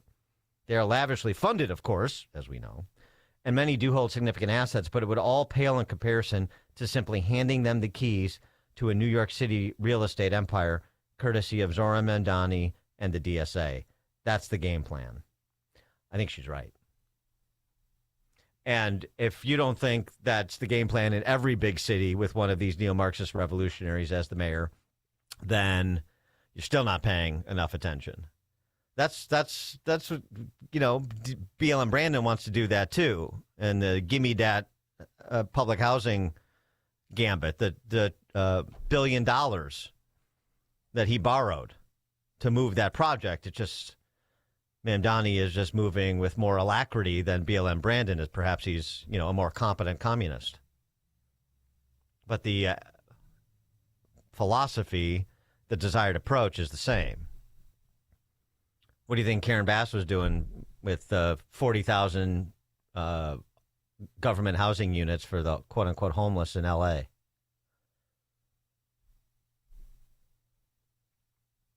Bill on Northwest Side. Yeah, Dan, when they use a female voice like that to tell you that they're going to rob you and steal your property, she can make it sound, they're not doing that. It's an act of kindness, don't you know? Yeah, thanks for the call. Right. Oh, C. Weaver, she's just a nice young lady, isn't she? Right. She's not a gremlin. No. No. I mean, unless you actually listen to what she's saying. And unless you actually watch what she is doing and they are doing collectively, because that's how they do things, collectively. Boy, here's something else that Spencer Pratt can seize on. One of those issues that may make some people uncomfortable with doing something commonsensical a little bit more comfortable. And by the way, it's interesting, just as a quick aside, since I invoked his name. TMZ guy, Harvey Levin, he had a prediction about what's going to happen because that primary is next Tuesday. He had a prediction of what he thinks is going to happen in that primary. I'm going to make a prediction and you make a prediction. I'm going to go out on a limb here. I think Karen Bass is going to get 22% of the vote. I think Spencer Pratt is going to get 38%. Momentum's a funny thing, like I said. Boy, if he's in the neighborhood of the high 30s, it's still going to be an uphill battle in the general. But getting interesting. But, I keep saying, he needs to obviously be LA focused in terms of detailing the problems here. But he could take a more global approach, too, take judicial notice of what's happening in Chicago with no cash bail, what's happening in New York City with this property seizure program that Mamdani just announced, and say this is what we're not going to do in L.A. so we can distinguish ourselves from big cities that are disintegrating before our very eyes. Dan Proft, Chicago's Morning Answer. It's news, opinion, insight. This is Chicago's Morning Answer on AM 560. The Answer. The following advertisement includes a celebrity impersonation. The summer heat in Chicagoland is no joke. And if your old air conditioner is making funny noises, you may already know it's time for a new unit. Look, your air conditioner, it's a disaster. People are telling me it's the worst ever. Don't sweat it, literally. When it comes to cooling your home, Air Right Heating and Cooling does it the best. And they love our country. Beautiful people. Rebates are still available. Financing is flexible. And at Air Right, installations are smooth and professional with no surprises. It's beautiful. Some people say it's the coolest air anyone's ever felt. I don't know. That's just what they're saying. It's doing an incredible job. Really tremendous. Plus, tell them AM 560 sent you and Air Right will give you $56 off any service. Visit Air Right Heating and Cooling today at AIR-RITE.com. Again, that's AIR-RITE.com. Air Right Heating and Cooling. Doing it right since 1959. If you're living with joint pain, listen up. I want you to try something different. You don't have to live in pain every day. Have a conversation with my friends at QC Kinetics and tell them I sent you when you do. They offer all-natural regenerative treatments for joint pain. I've seen the results and recommend Dr. Caravelli and her team. Stop saying to yourself, this is just how I am now. That's not okay. Don't be fatalistic. Get back to the normal you, the one who is active and carefree. QC Kinetics is helping AM 560 listeners with pain from arthritis or injury in their knees, hips, and shoulders. Now they're moving again, golfing and running without surgery or long recovery. The science is real. The treatments are natural. Your body knows how to heal. QC Kinetics will show you how without surgery. So don't watch summer pass you by again, stuck on your couch and afraid to move. Take action today. Schedule an appointment right now. Consultations are free. All you do is call 312-827-6261. That number 312-827-6261. Again, get paid free by calling QC Kinetics at 312-827-6261. Diabetes, high blood pressure, anxiety meds, everyone's on them. If you're a 50-year-old male, maybe a bit porky, and you may even have type 2 diabetes, $1 million of term insurance may only cost you about $200 a month. Call Term Provider. Speak with Big Lou at 800-555-2085. Big Lou will find a term life policy for you even if you have type 2 diabetes, are overweight, or have high blood pressure. Term Provider has helped thousands of people like you who think they can't afford term term life insurance. To buy $1 million of affordable term life for you, all you need to do is call Big Lou at 800-555-2085. Lou will make sure the scales are tipped in your favor. Call 800-555-2085. Big Lou will answer your call and work to fit you into a term life policy that you can afford. Remember, Big Lou's like you. He's on meds too. Call 800-555-2085 or biglou.com.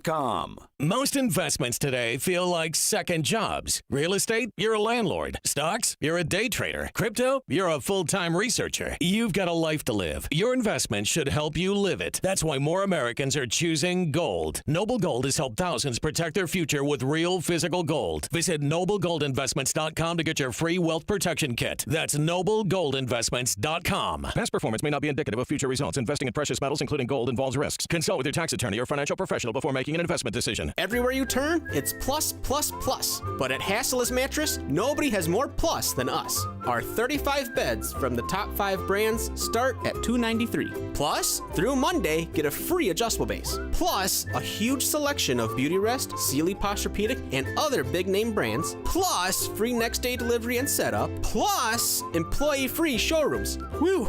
All these pluses have me feeling nonplussed. Find an employee-free showroom near you at Hassellus.com. AM 560, The Answer. All right, to help you untangle that trans people matter, we need trans people, or something like that, from that now Nebraska state senator. How about this? For something completely different and inspired. World War II veteran Don Graves, 101 years old. The last surviving flamethrower operator from his battalion, which fought on Iwo Jima. This was his offering at the National Memorial Day Parade over the weekend. Don Graves, 101-year-old World War II vet. I consider this a great privilege to stand here and sing about my nation. And if that isn't good enough for you, it'll serve you right. God bless America. Pretty good pipes for 101, huh? Land that I love, stand beside her and guide her through the night with a light from above, from the mountain to the prairie, to the ocean, wide before. God bless America, our home, sweet home. God bless America, our home, sweet home. Yeah. Thank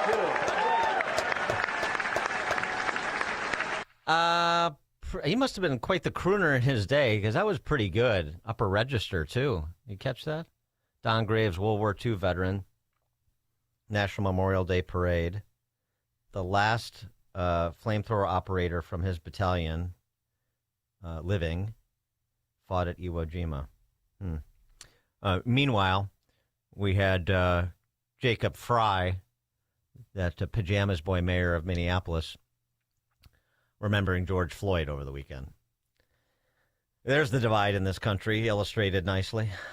Coming up at 7:07, we're going to talk to Tony Shaffer about, the latest reporting on Iran and what President Trump may be attempting to accomplish.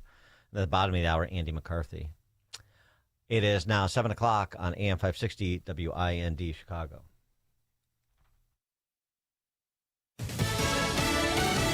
President Trump is undefeated. I'm Dave Anthony, Fox News. Every Republican he's back this year for House and Senate has won primaries. And for the third time in 10 days, an incumbent lawmaker the president wanted out of Congress lost. We've come up short in this primary runoff. That's Senator John Cornyn after losing to Trump-backed challenger Ken Paxton, Texas's attorney general, by almost 28 points. Tonight is not the end of a campaign. Tonight is the beginning of the fight to preserve every value we hold dear. Now he'll face Democrat James Tallarico. And in a Truth Social post congratulating Paxton, the president called Tallarico maybe the worst Texas candidate he's ever seen, advocating open borders and weak on crime. Democrats had been yearning for a fight with Paxton, who has faced political and personal problems. This was already the most expensive U.S. Senate primary race in U.S. history. Money will continue to pour in as Dems try to flip Cornyn's seat. No Democrat, though, has won a statewide election in Texas since 1994. Fox's Madeline Rivera. President Trump will gather with his cabinet later this morning as tension hangs over talks trying to work out an end to the Iran conflict. The stakes are pretty high. Iran accused the U.S. of a grave violation of the ceasefire after CENTCOM carried out what it described as defensive strikes on missile launch sites and Iranian boats trying to lay mines. They vowed to respond as well. This happened just days after the president announced a deal to end the war was largely negotiated. Fox's Jackie Heinrich at the White House. The last president who used to live there, Joe Biden, is suing the Trump Justice Department to block the release of audio recordings and transcripts of his private conversations with the ghostwriter of his 2017 memoir. The suit is in response to a 2024 Freedom of Information Act request by the Heritage Foundation, which filed its own lawsuit to obtain Biden's remarks. The former president argues personal information is exempt from disclosure. Fox's Carly Shimkus. 9 people still missing in Washington state after a giant chemical tank imploded at a paper mill in Longview, Washington. Another worker was killed. America's listening to 61 degrees.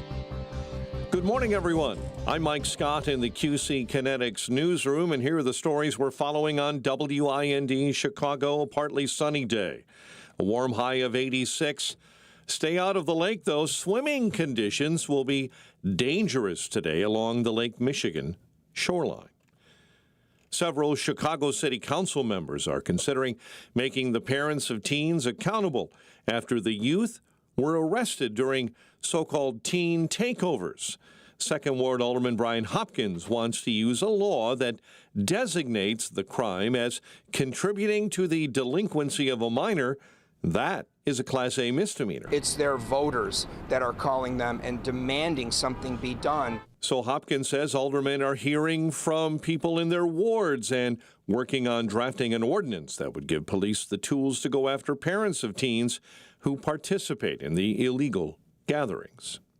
Nicor Gas officials are responding to a lawsuit accusing them of negligence following a deadly house explosion in suburban Wonder Lake. That blast happened May 17. The husband is accusing the company of negligence, claiming they did not respond to complaints of a gas leak before the explosion.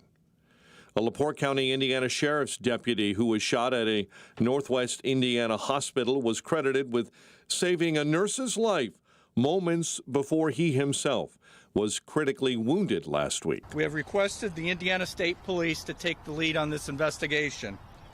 I understand the community wants answers, but please be patient as this is an active and ongoing investigation. Lake County sheriffs yesterday updating the condition of Deputy John Samuelson, who was shot 3 times during the incident.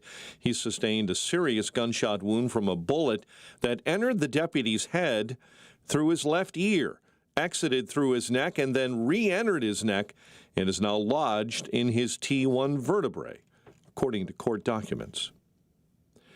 Chicago sports, Cubs lost to the Pirates 12-1, while the White Sox surrendered 3 in the 11th in a 5-3 loss to the Twins. The news, a service of the AM 560 mobile app. Download that app at 560theanswer.com/mobile. A check of the roads in 2 minutes on AM 560. It's almost time for AM 560's annual golf outing, presented by Signature Bank. AM 560 is proud to partner with the Tunnel to Towers Foundation as they support America's first responder and military heroes to help America never forget 9/11. It's all happening on Monday, June 15th at McRae Memorial Golf Club in Barrington. Enjoy a full day of golf, meals, an awards reception, and a silent auction. Reserve your foursome today at 560theanswer.com/golf. Sponsored in part by Edward Jones Financial Advisor Nolan Webster and by real estate broker Ed Dring at leavingil.com. If you want unlimited talk, text, and data on a crazy fast network, Big Wireless will sell it to you right now for as little as $70 a month. Or you can buy it from Pure Talk for half of that. I'm talking about unlimited talk, text, and unlimited data for just $34.99 a month. Stop paying the big guys twice what you need to. Dial pound 250, say my name. That's pound 250 micro to switch to Pure Talk, where the savings are truly unlimited. Born on America's darkest day, 9/11/01, the Tunnel to Towers Foundation has been helping American heroes ever since. Heroes like FDNY Lieutenant Edward J. McDonough Jr. McDonough served at Ground Zero. He later lost his life to a related cancer. The Tunnel to Towers Foundation was able to honor his sacrifice by paying off the family's mortgage. Donate $11 a month, and you can amplify your impact with a car or land donation. Just go to their website, the letter T, the number 2, the letter T.org. Picture warm Gulf breezes, turquoise waters, white sand beaches. Now, add evenings of conversation with Salem Media's Mike Gallagher, Scott Jennings, Larry O'Connor, and Jennifer Horn. This November, sail from Fort Lauderdale to the Bahamas, Jamaica, the Cayman Islands, and Mexico on a 7-day journey built for those who love this country. Book your cabin today when you text the word cruise to 94878. Celebrate America's 250th anniversary the right way on the Gulf of America Cruise. Book your cabin now. Text the word cruise to 94878. Your kitchen's outdated. Your bathroom feels cramped. Every day you wait, prices go up. And you keep living in a space that doesn't work. At Forever Remodeling, one team handles everything. Design, planning, and installation, start to finish. We show you your new space in 3D before we ever break ground. No surprises. With flexible financing options, the home you want is closer than you think. Visit foreverremodeling.com. That's the number 4, everremodeling.com to schedule your personalized in-home design consultation. Checking the Team Hochberg Traffic Center, a service of the AM 560 Advantage, where membership has its privileges, like special members-only content at 560theanswer.com/join. Jasper County, Northwest Indiana, I-65, shut down on the northbound side due to an accident between US 231 and State Road 114. Accident, Route 53, southbound between Rand and Euclid. Delays on DuSable Lakeshore Drive pouring in northbound between Bryn Mawr and Hollywood. Your big problem, and the Bishop Ford due to an earlier vehicle fire. You've got delays inbound between 8094 and Sibley. Chicago's Morning Answer continues next. But first, a check of the forecast in our Air Right Heating and Cooling Weather Center. Today will be partly sunny and very warm with a high of 84 degrees. Expect high levels of ozone resulting in poor air quality. Tonight will be partly cloudy with a low of 54. Tomorrow will be mostly sunny, breezy, and pleasant, but not as warm with a high of 72 degrees. I'm meteorologist Jason Caterina on AM 560, The Answer. Get the latest weather, traffic, and news updates online at 560theanswer.com. This hourly segment is brought to you by Goldilocks, offering 24/7 security solutions for homes and businesses. Call them today at 708-889-5600. Now, from the Signature Bank Studios, this is Chicago's Morning Answer with Dan Proft on AM 560. The Answer.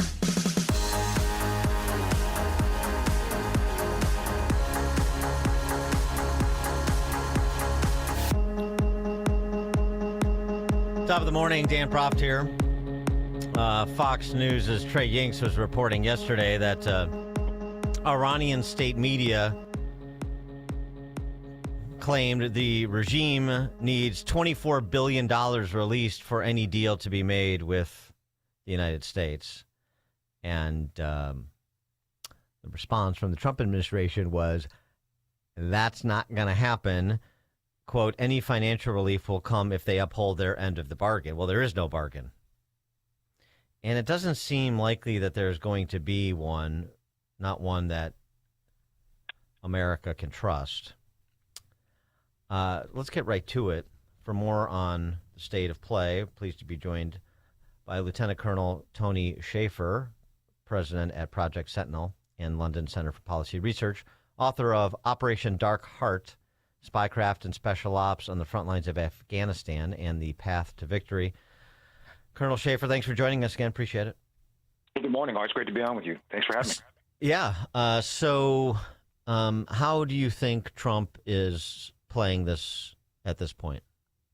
I think there's three things that we should focus on. First, on the world, not on Iran. He's trying to essentially change the global energy is distributed. And I don't mean pulling it out of the ground or nuclear or wind or solar or otherwise. He just basically wants to have influence by our production here in the United States, how we have influence over our allies, or can basically control certain geographic parts of the world to make sure that we can determine where oil and energy goes when we determine it.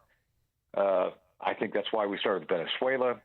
We're now dealing with Iran, and he's trying to break the back of, as my friend Blaine Holt, General Holt always says, the City of London, trying to break the hold that Lloyd's of London, the World Economic Forum, and others have had for probably close to 100 years, where they've been able to kind of control world events by controlling energy and things like that. So I think that's why you have to look past Iran.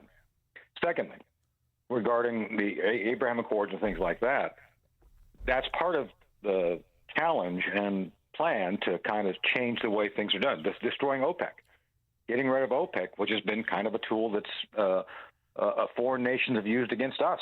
So I think he's trying to break that up by creating conditions where we change the alliances and create the conditions that are favorable to us. And last, the whole issue of what will Iran agree to or not, I don't think they have many choices except to agree to what we're basically asking them to do. No nuclear weapons, give up funding terror proxies, and I'm one of those who've actually, been in combat against the Iranians during the, you mentioned that Operation Dark Heart. We were actually being attacked by insurgents funded by Iran. Mm-hmm. So, we've been at war and with them, whether we acknowledge it or not, and I think we need to end it. So those are the three things I see as important. It's like we have to do something, and these other things he's doing have larger long-term effects that he's trying to literally change the way the world functions for generations to come. Well, I mean, that may be the case, but the question is the execution. And on Monday, right? Military struck Iranian boats that were attempting to lay mines in the Strait.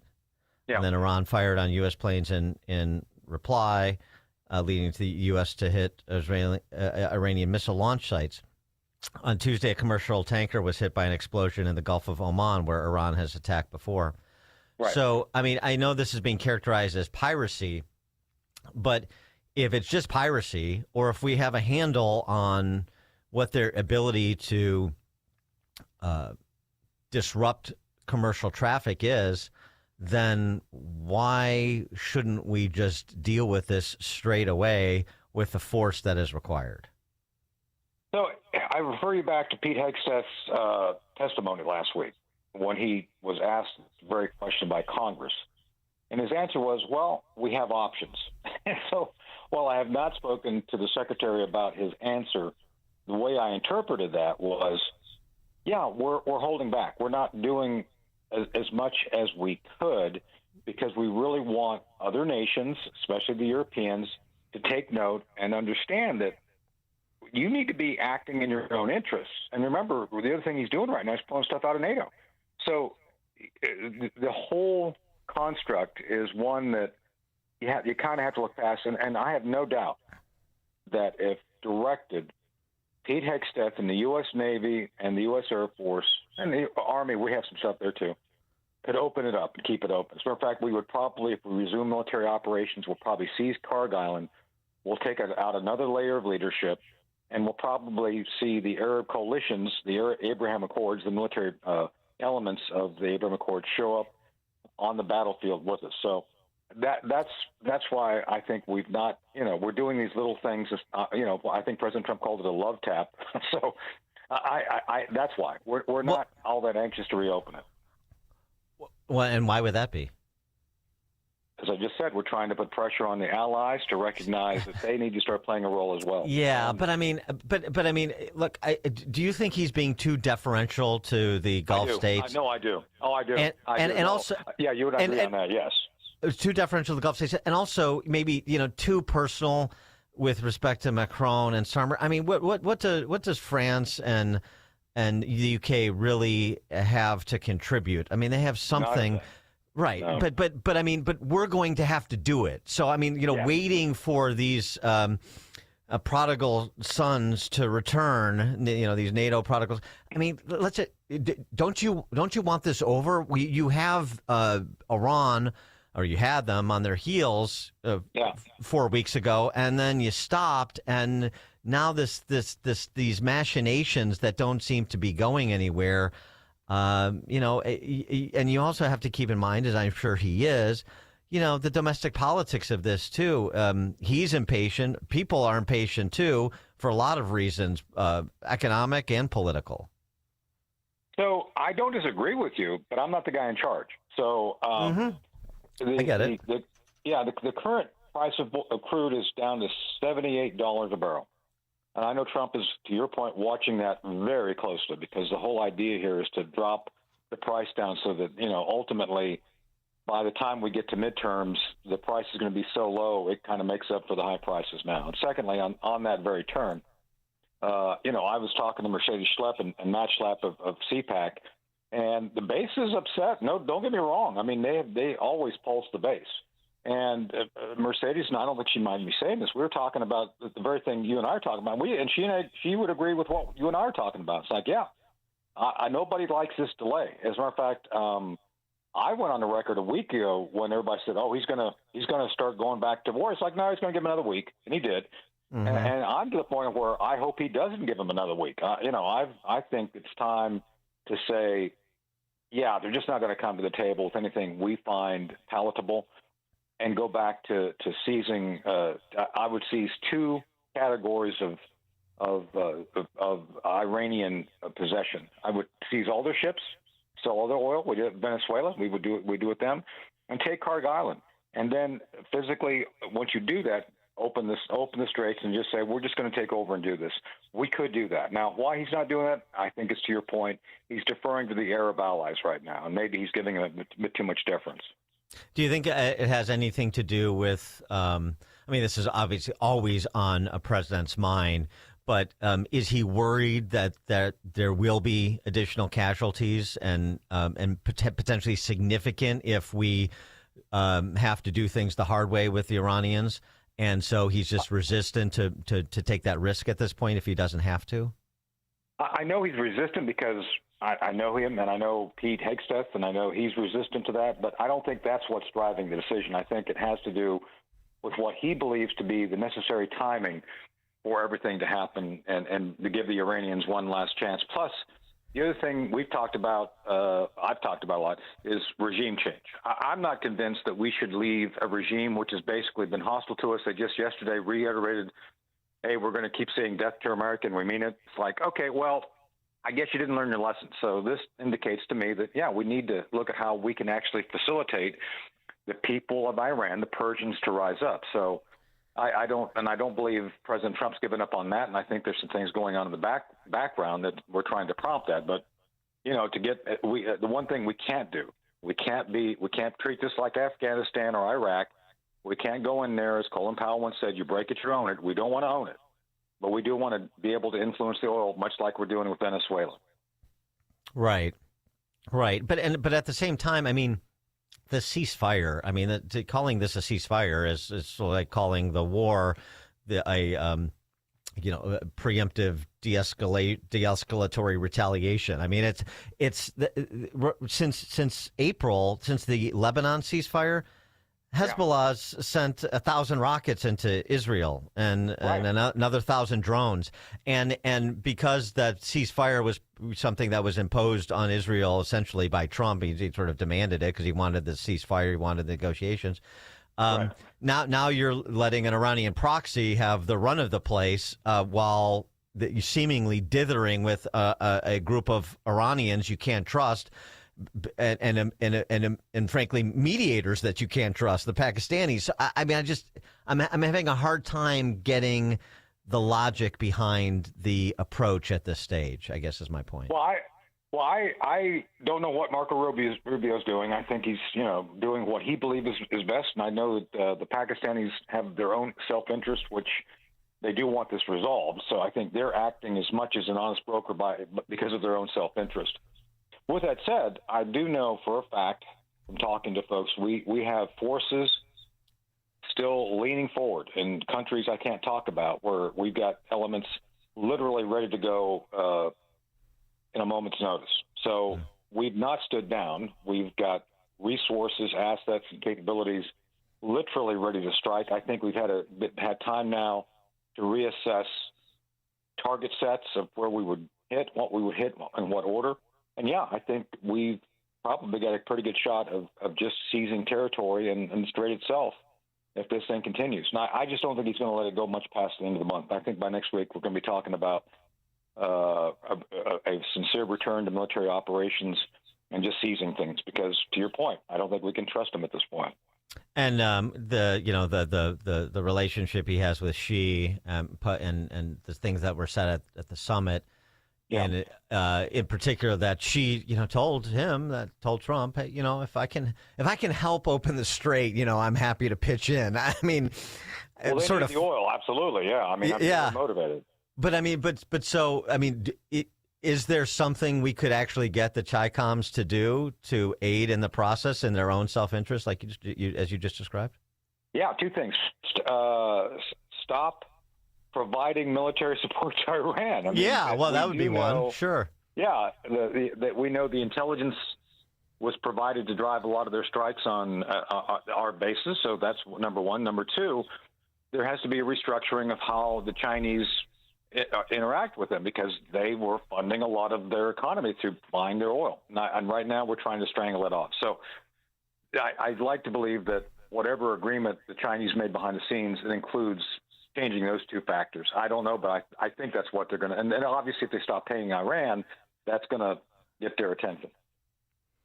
I mean, is there any reason to believe that Trump is, again, we don't know, and I recognize the president and has information that only the president and very few people have. So, I mean, you got to give latitude. I get that, but you can still ask questions. And I wonder, I mean, is there any reason to believe that there is some sort of arrangement that Xi and Trump came to with respect to Iran, and that that takes some time to put into action, say? Well, the military aspect, either they're doing stuff or they're not, and then obviously the intelligence piece. I think we have a pretty good idea of where they're sharing stuff, and we could probably verify that. That's not going to be acknowledged. The big issue, obviously, is finding a way to resume oil shipments because that's what China really wants. And as Xi, while he was calm about it, right now, about 1/3 of their oil imports have stopped because of the war, and that's something that the Chinese cannot continue to have because they, and the part of this, I think President Trump wants the Chinese to start buying our oil. Just saying, but that's not going to happen for a while because we're already tapped out. I mean, we're at max plus right now because of trying to make up for the oil not coming out of Iran. So I think the best bet is that we go in, we seize things. The Chinese would like that because we can guarantee the oil that they're not getting. And I think the Arab allies will go along with this eventually here because I think that's why he's deferring to them. It's like, hey, I'm trying your way, but if it doesn't work, you got to come with me to go attack. And I think that's what's about to happen.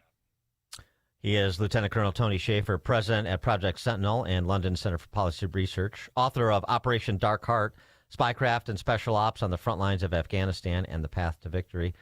Colonel Shaffer, thank you as always. Appreciate your insights. Oh, no, thank you for the conversation.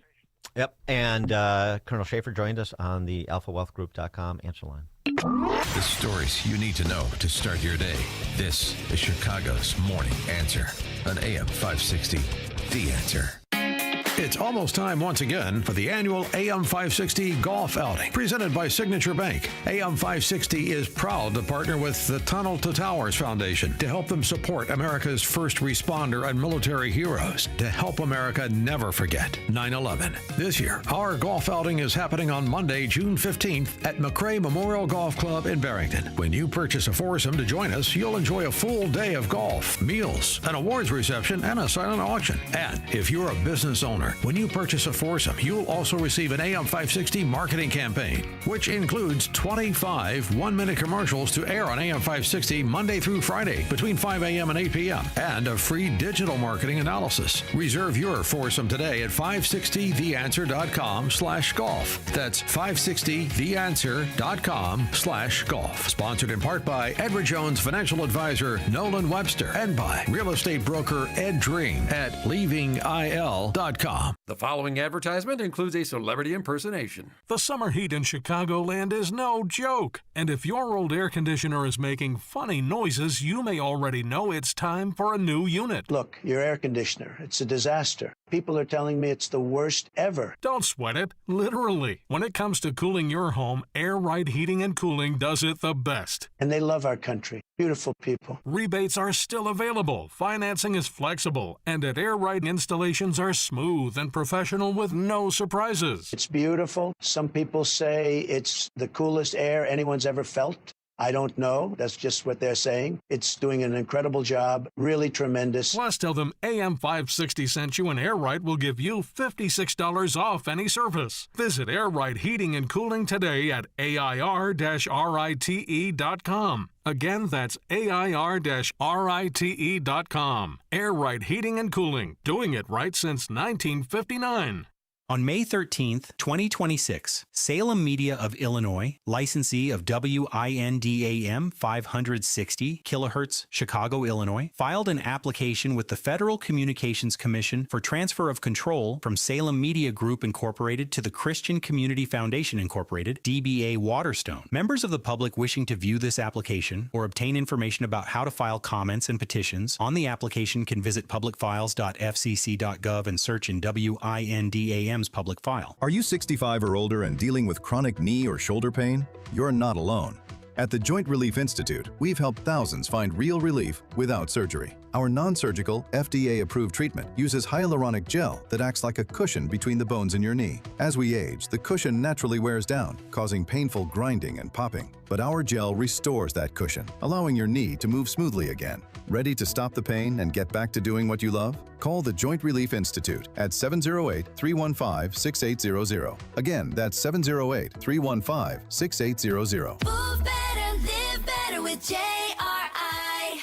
Move better and live better with JRI. Contact the Joint Relief Institute today and get back to doing what you love. Call 708-315-6800 or visit jointreliefinstitute.com. Locations in Glenview, Oakbrook, and Orland Park. Call 708-315-6800. Medicare and most private insurance plans accepted. Reclaim your mobility with the Joint Relief Institute.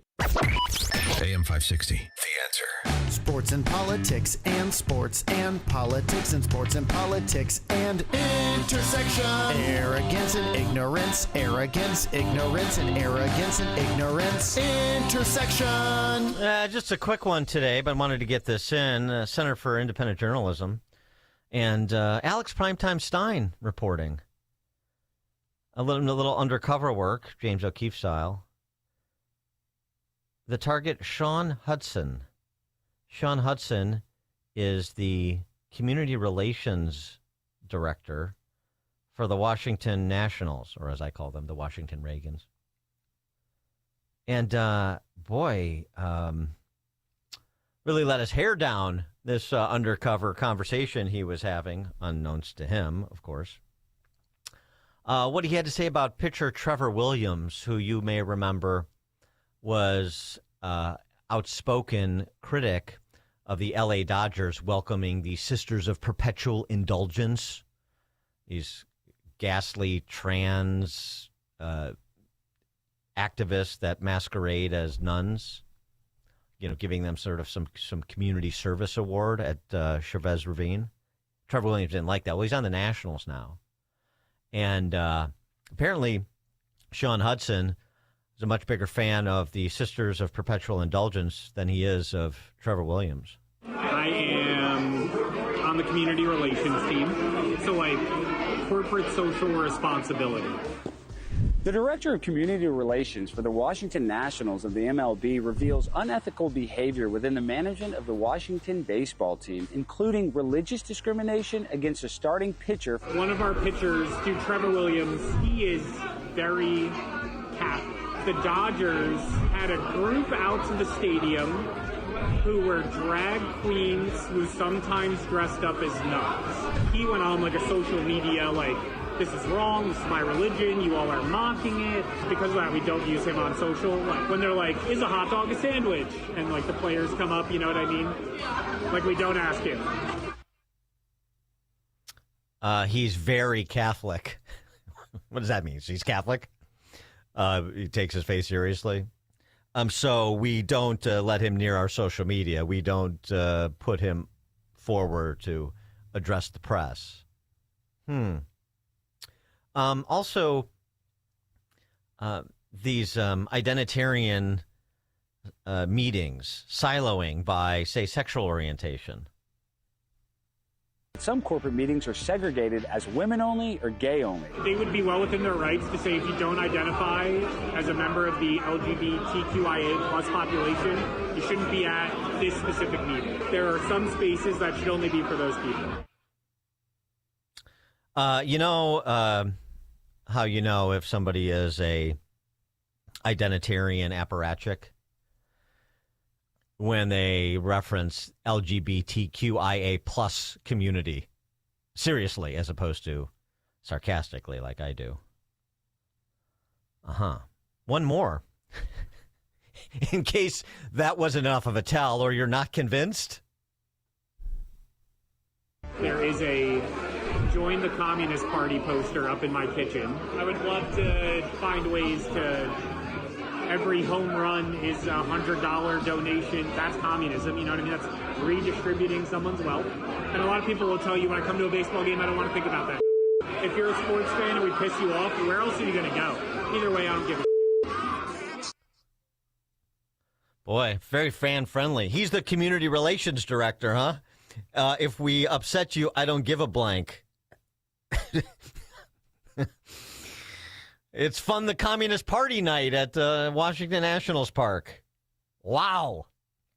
I hope this gets around, and I hope it's Sean Hudson who is dismissed as opposed to the fans. I can't imagine that is going to set well with at least some Nationals fans. Coming up at 7:37, we'll talk Law and Order with former Assistant U.S. Attorney and National Review columnist and author Andy McCarthy, 7:37. Now we check the headlines with Mike Scott. Sunshine and 62 degrees in the QC Kinetics newsroom. Swimming conditions a little dangerous today along the Lake Michigan shoreline. There is a beach hazard statement up by the National Weather Service. President Donald Trump meeting with his cabinet at a precarious moment for talks aimed at ending the war with Iran as demands for the Strait of Hormuz to be reopened are met with more demands from Iran. Fox's Peter Doocy is at the White House. The straits have to be out. They're going to be open one way or the other. Iran says it'll do it if $24 billion in frozen funds are unfrozen, according to Iran state-run media. That's a no-go for Republicans like Ted Cruz, complaining if new Iranian leaders are receiving billions of dollars, being able to enrich uranium and develop nuclear weapons, and having effective control over the Strait of Hormuz, then that outcome would be a disastrous mistake. Meantime, in the Middle East, Israel says today they have killed the new leader of Hamas's military wing in airstrikes on Gaza City. It comes less than 2 weeks after his predecessor was killed. Authorities have confirmed one person died, 9 others remain unaccounted for after a chemical tank imploded at a pulp and paper mill in Washington state this morning. Rescuers say there is no hope to rescue those missing. Nicor Gas officials are responding to a lawsuit accusing them of negligence following a deadly house explosion in suburban Wonder Lake. That blast happened May 17. The husband of the woman killed is suing Nicor. He claims the company accuses the company of negligence, claiming they did not respond to complaints of a gas leak before the explosion. Gas prices have fallen to $3.74 a gallon on average in nearby Indiana. While in Wisconsin, you can fill up for $4.35 a gallon. In Iowa, $3.75 a gallon. However, in the Chicago area, gas prices remain over $5 a gallon. And Illinois pays 30.6 cents a gallon more for fuel since J.B. Pritzker took office from his tax increases along with mandatory automatic adjustments. Pritzker, though, saying yesterday it's not his fault. Donald Trump has added about $1.50 a gallon to every gallon of gas that you fill your tank with. It's a war of choice that's led to that. He took us into that war. He should get us out of that war. Pritzker expects the General Assembly to address the gas price issue this week. However, Pritzker-influenced gas tax increases will continue to skyrocket, jumping to 49 cents for a gallon of gas and 57 cents for a gallon of diesel on July 1st. U.S. Men's World Cup roster has been announced. One Chicago tie, goalkeeper Chris Brady of the Chicago Fire. Post-high school, the Naperville North grad was developed at the Chicago Fire Academy. Cubs lost to the Pirates 12-1. White Sox were topped by the Twins in 11, 5-3. A check of the roads comes your way in 2 minutes on AM 560. The Answer. Alex Marlowe reacts to the president's visit to China. So the main thing is we're making sure we don't ever have a hot war with China. Number one thing, in-person conversation, always cools temperatures. Another thing that happened was soothing of markets. Markets went up during this time. I think that makes a lot of sense. A lot of people feel more stability. Can you trust the stability? I don't know, but that was certainly one of the goals, and I think it's largely been accomplished to this point. The Alex Marlowe Show, afternoons at 3, right before Sean Thompson at 4 on AM 560. The Answer. Let me ask you something. Does your garage floor look bad? Covered in salt, cracked, or stained from the winter's brutal blast? Well, I've got a fix for you so you can start enjoying your garage this spring. Contact my good friends at Level 10 Coatings.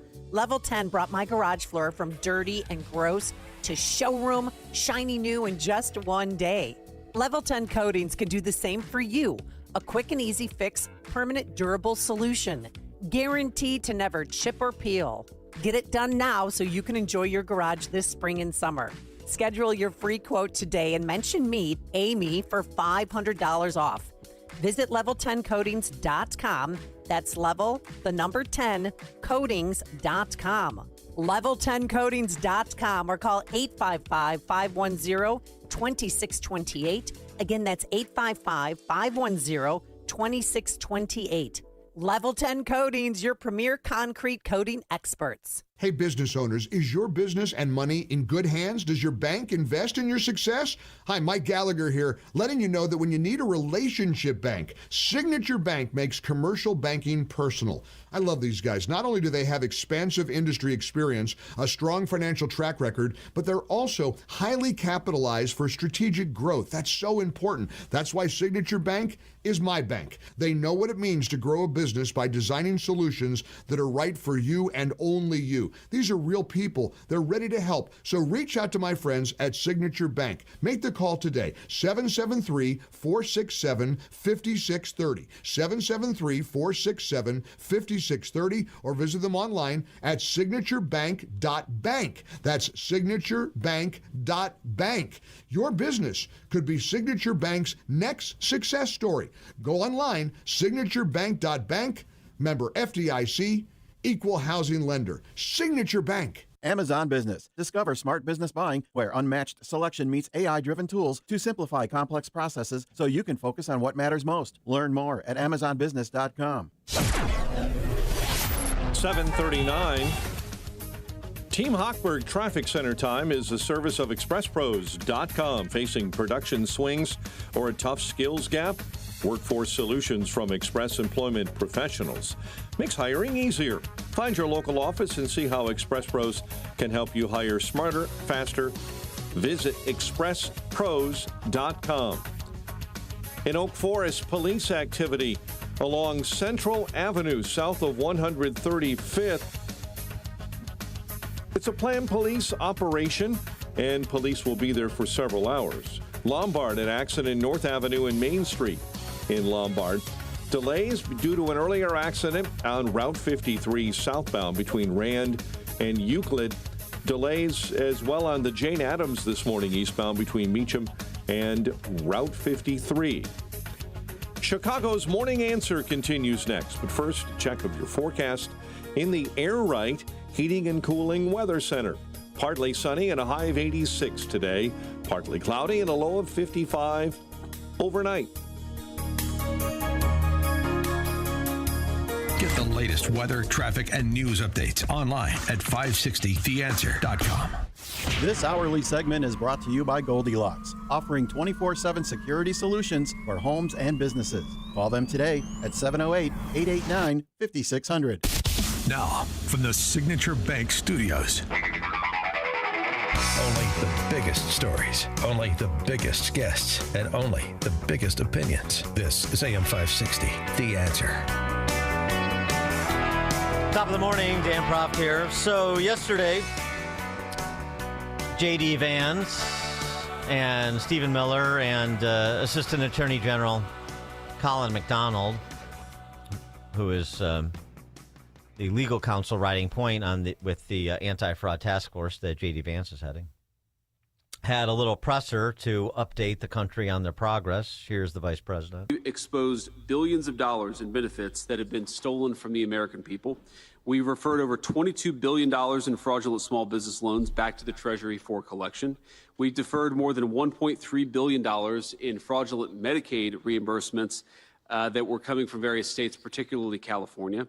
We put a 6-month hold on enrollments for new hospice and home health care providers because so many of the newer hospice providers were not actually providing hospice services, but were just focused on fraud. So we're going to cut that out for a little bit and try to get to a place where we can actually certify that the people providing hospice services are actually providing those very necessary and important services. We recovered taxpayer funds from the $135 billion stolen after the floodgates were open in the immediate aftermath of COVID. We have found $6.3 billion in suspected fraudulent government contracts, which were mostly awarded during the last administration, and that has stopped. And finally, we blocked $60 million in student aid fraud that should have gone to young people trying to get an education, but instead we're going to fraudsters. And I think the theme here of the anti-fraud task force up to this point has really been that we're protecting two classes of victims here. We're protecting the American taxpayers who shouldn't have their money stolen by fraudsters.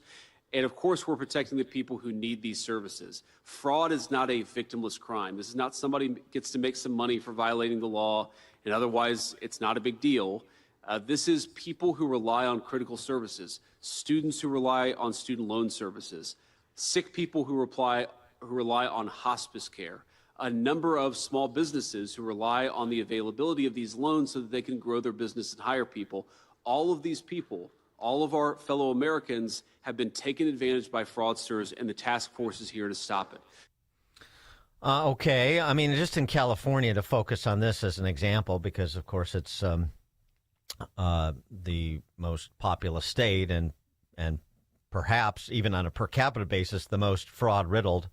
But, I mean, part of it is when you legitimize the fraud. For example, Javier Becerra, the former state AG, former HHS secretary under the big guy, now the leading candidate, I believe, among the neo-Marxists in the governor's race, on providing taxpayer-funded health care to people in the country illegally residing in California. If you're working hard, I want you to have health care. I guess Steve Hilton doesn't care if they work really hard. He looks at their status, and that's about it. Well, he says that they broke the law. He says that he immigrated here legally, and that spending money to give somebody health care is incentivizing bad behavior. He doesn't seem to mind that the price of food is a little lower because these are the folks who are picking the crops. He doesn't seem to mind that the places that you can buy to live in are places that these folks built. He doesn't seem to mind that they're the folks that are taking care of probably one of his relatives, probably taking care of his yards. He seems to mind that they don't have documents, but he doesn't seem to mind that they do so much of the work in California. Yeah, and you don't seem to mind that they're stealing other people's money and services because they're not entitled to them. Vance so far has suspended payments to about 500 hospice and home health care businesses in L.A. The Trump administration has halted about $1.3 billion in Medicaid payments to California. It's threatening to suspend federal funding to any state, including California, if they don't prosecute fraud in their Medicaid programs. You know, what those standards are is a little nebulous. But, I mean, just the statements that are being made by politicians, whether they're candidates or office holders, about things like access to in Medicaid, so that's state and federal, should be cut off altogether. I mean, and the layers of this, everything is a scam. Chris Rufo reporting over at City Journal. California is spending millions of dollars on a program that provides free solar panels, refrigerators, and windows to quote-unquote low-income farm workers, including illegal immigrants. The farm worker housing component of the low-income weatherization program is part of the state's cap and trade system, which taxes carbon producers and redistributes about $3 billion per year to energy programs and left-wing social causes and leftist NGOs to fight climate change. Yes, updating on the 20-year anniversary of the Inconvenient Truth. And you want to do a status check on all those things that were predicted and what even the IPCC now admits, but that's even separate and distinct. I mean, you've got free teeth for meth addicts, no matter where they come from. And as we know from the research on California's homeless, LA's homeless specifically, it's not just from other parts of the country, but it's from other parts of the world. There are people there illegally, too, that are living on the streets and addicted to drugs. Free teeth from Karen Bass, and if you're a farm worker, you get free solar panels from the state. In addition to free health care and rental assistance and tuition assistance and so on and so forth. They're, again, eliminating the distinction between the citizen and the person here illegally.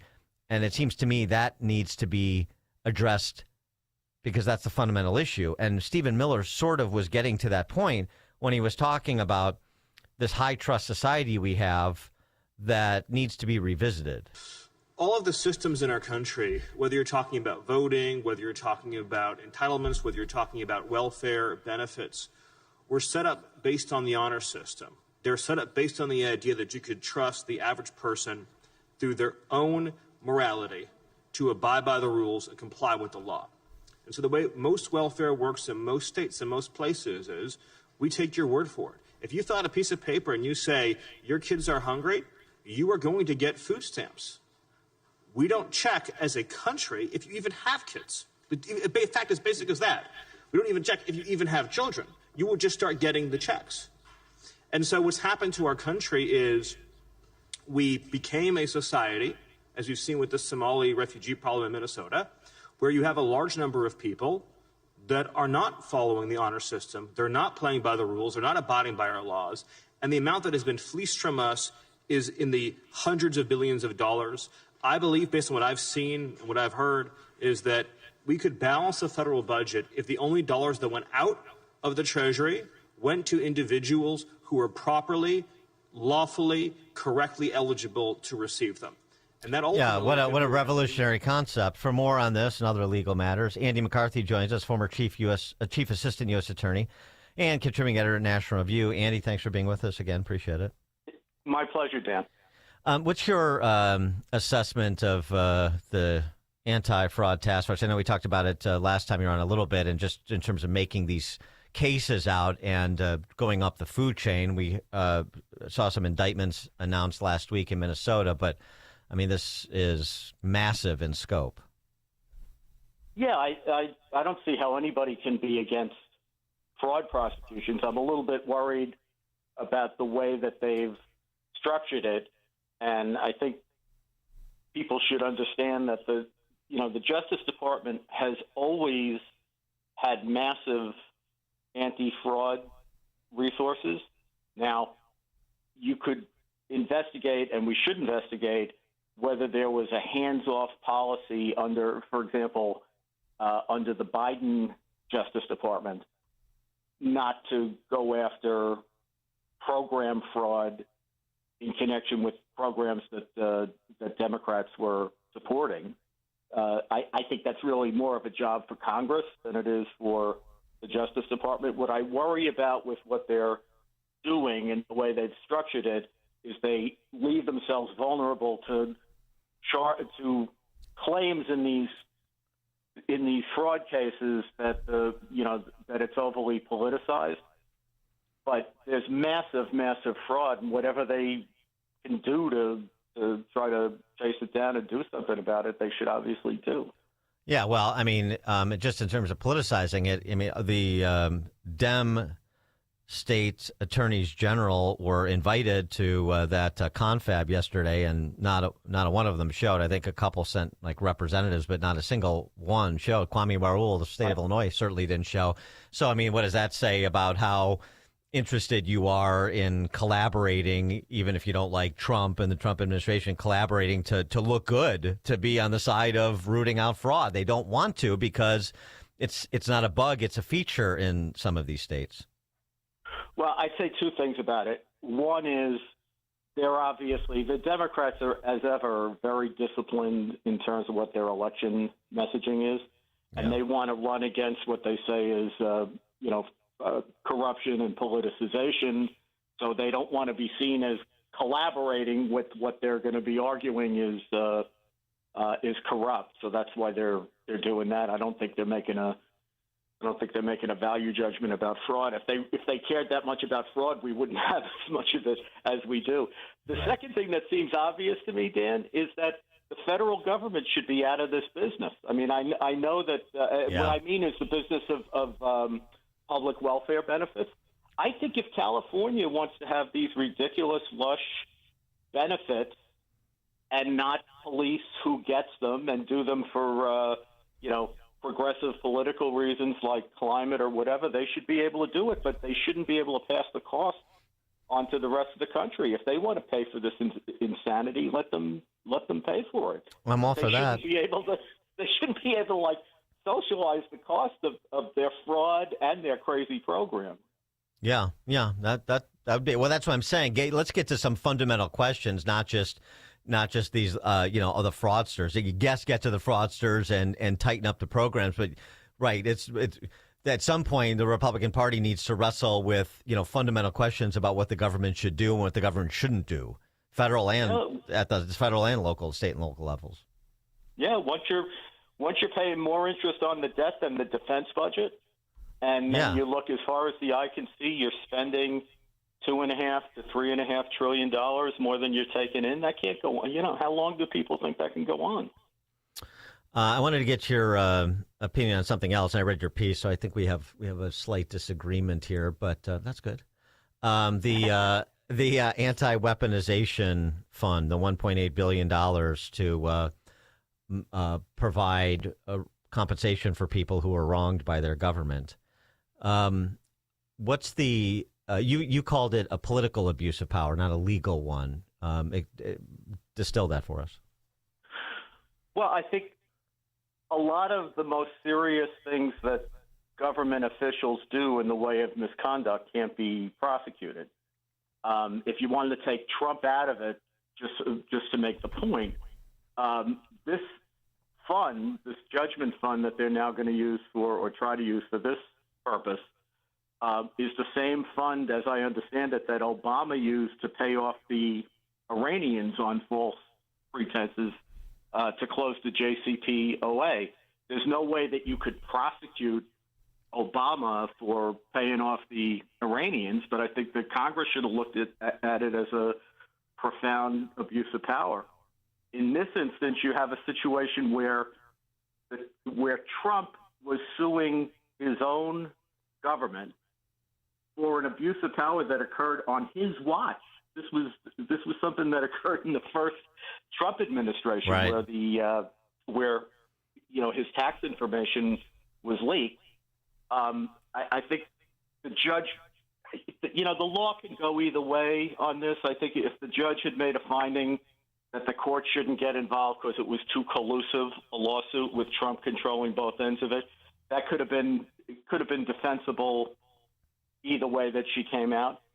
But the point is that the court shouldn't get involved in this kind of stuff because it's basically the executive branch trying to figure out a way to pay off people that it likes, which is what happens, unfortunately, more and more often with the last number of administrations. But it happened under Democrats, and it's happening now.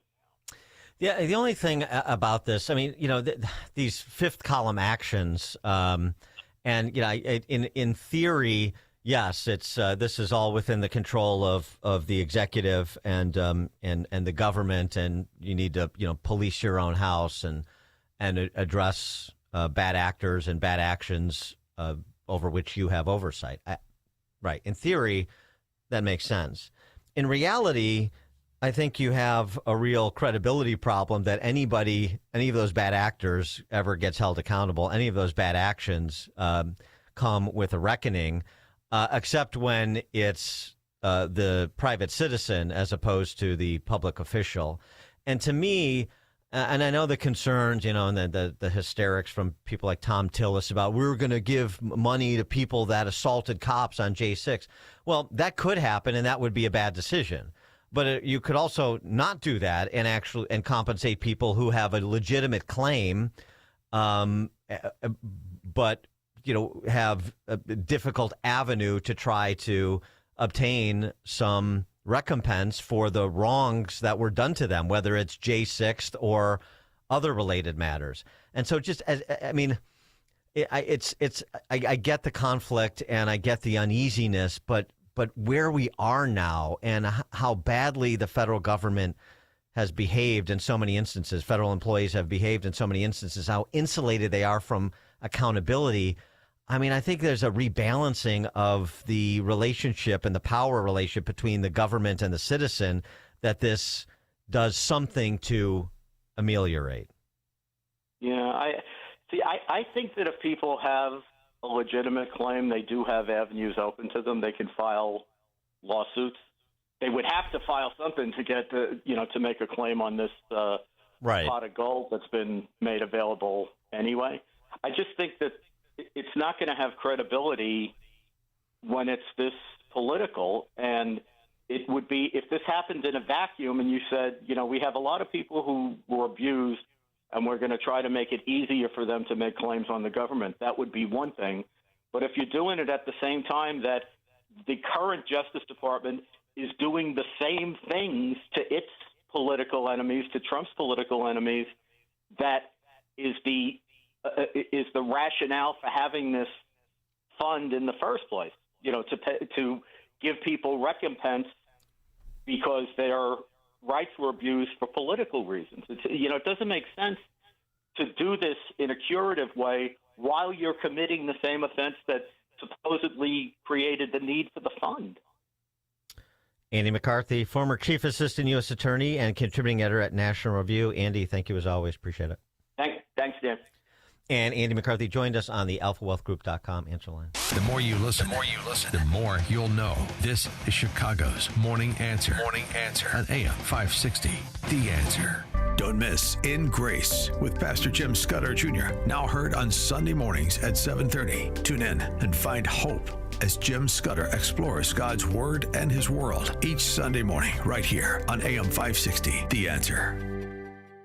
Each morning, the newsmakers and the newsbreakers shaping today's conversation are heard on the alphawealthgroup.com answer line on Chicago's Morning Answer. When you need answers about what's happening in your world, you turn to AM 560 The Answer. And when you need answers about how to prepare for and protect your retirement, you turn to the Alpha Wealth Group, now the proud sponsor of the AM 560 Answer Line, right here on Chicago's source for news, opinion, and insight. AM 560 The Answer.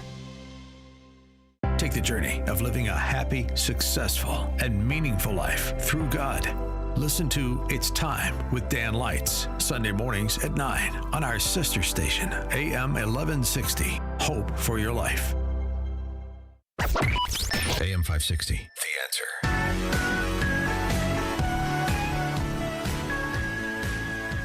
All right, coming up at 8:08, we'll talk to our friend and economist Stephen Moore a little bit about Mamdani's Fix the City property seizure program, and we'll fold in Jelly Belly's Build Act here in Illinois and get Steve's opinion on that. Bottom of the hour, Will Riley from Kentucky State U joins us. It is now 8 o'clock on AM 560 WIND Chicago. Texas is going to get a new senator.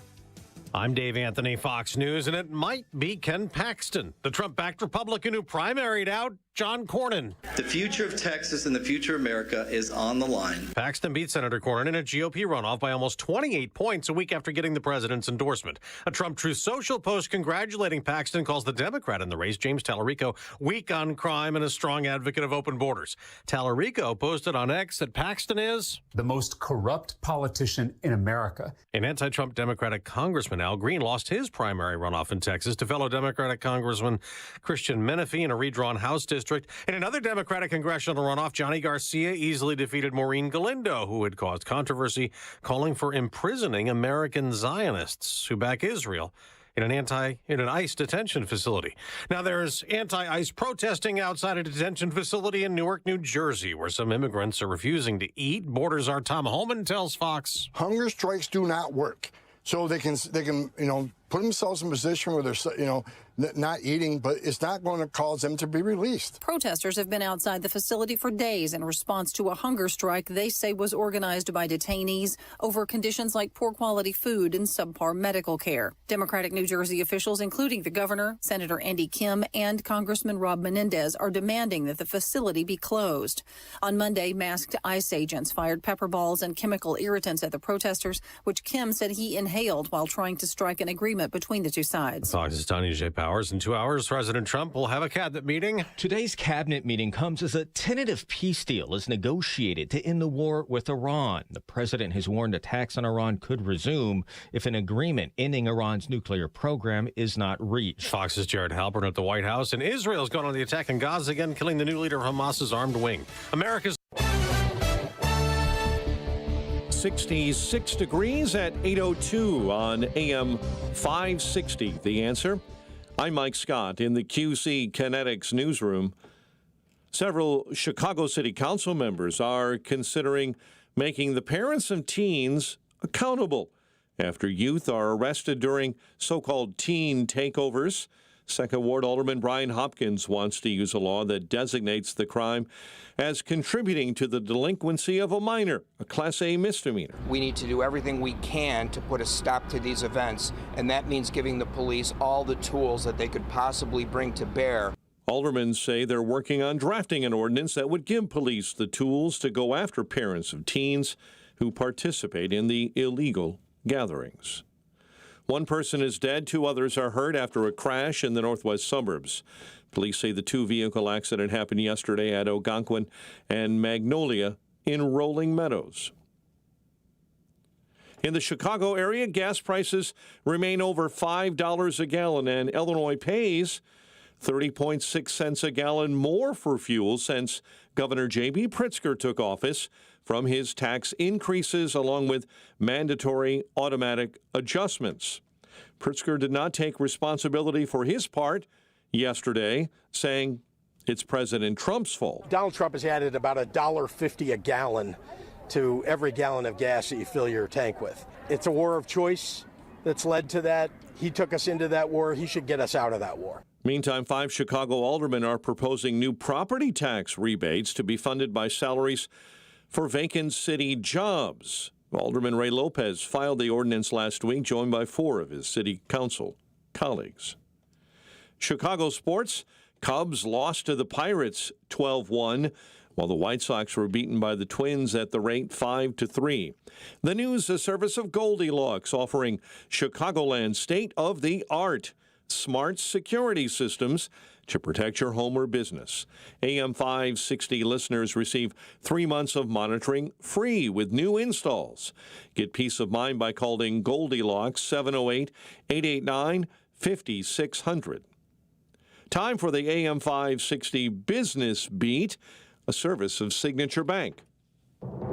I'm Charles Payne, and this is the Fox Business Report. Goldman Sachs has raised its forecast for the S&P 500 to 8,000 for this year. It's citing continued strength in corporate earnings. Goldman says it expects the dynamic to continue in coming months and cites semiconductor stocks at the heart of the AI infrastructure.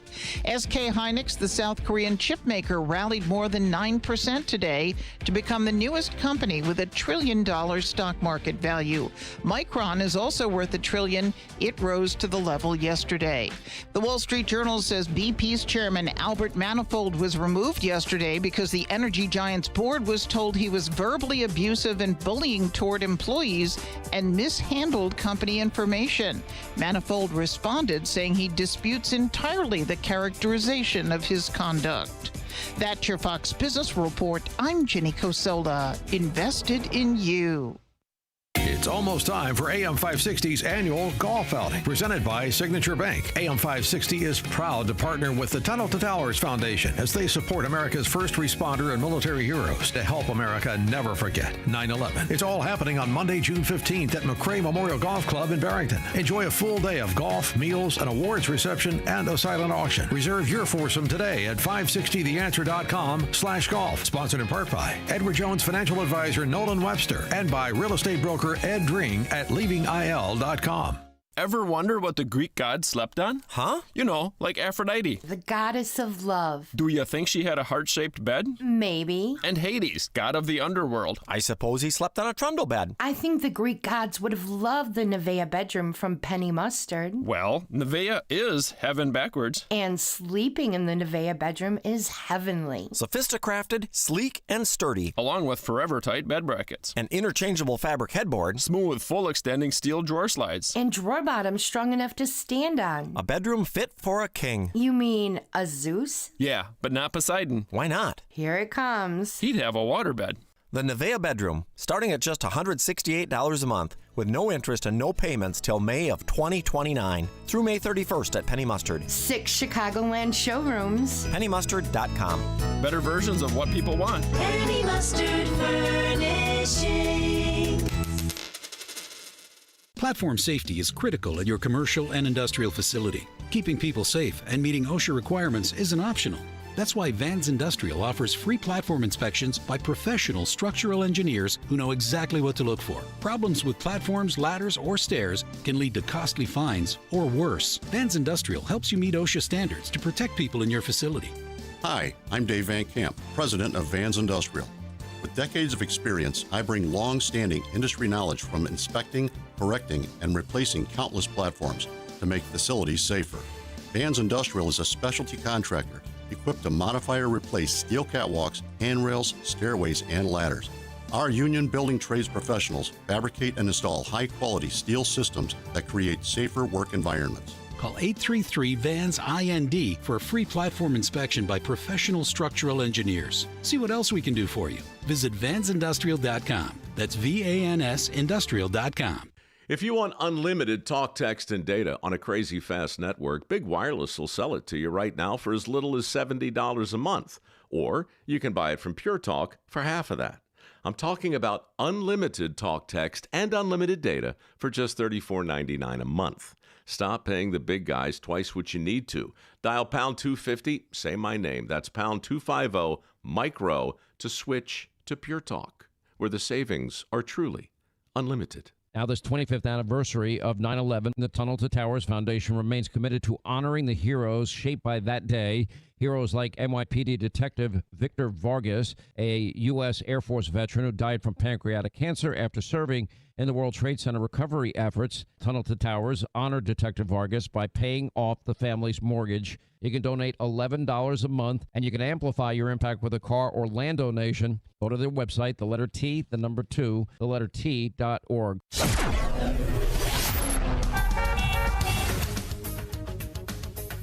8:09, Team Hochberg Traffic Center time, a service of the AM 560 mobile app. Download the AM 560 mobile app, 560theanswer.com/mobile. Accident on the Kennedy inbound at Augusta causing delays. Solid traffic on the Stevenson inbound between Harlem and Kedzie. Our delays and stop-and-go traffic on DuSable Lakeshore Drive northbound from the Stevenson up through Monroe. And delays reported on Route 53 in the roadwork zone northbound between the Ike and Kirchhoff. Chicago's Morning Answer continues next. But first, a check of your forecast in our Air Right Heating and Cooling Weather Center. Today, expect partly sunny skies with very warm conditions. High temperatures will reach 84 degrees, but be aware of high levels of ozone causing poor air quality. Tonight will be partly cloudy with a low of 54. Tomorrow will bring mostly sunny skies with a pleasant breeze, and temperatures will not be as warm as today, reaching a high of 72 degrees. I'm meteorologist Jason Catarina on AM 560, The Answer. Get the latest weather, traffic, and news updates online at 560theanswer.com. Now, from the Signature Bank Studios, this is Chicago's Morning Answer with Dan Proft on AM 560, The Answer.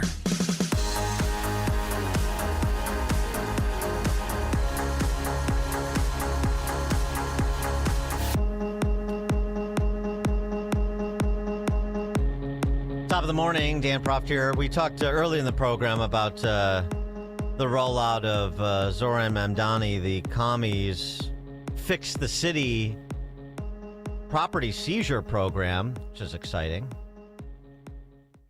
Illinois is not quite there yet, although Brandon Johnson has, some big ideas about more housing projects in the city, just not moving with the speed that Mamdani is, clearly.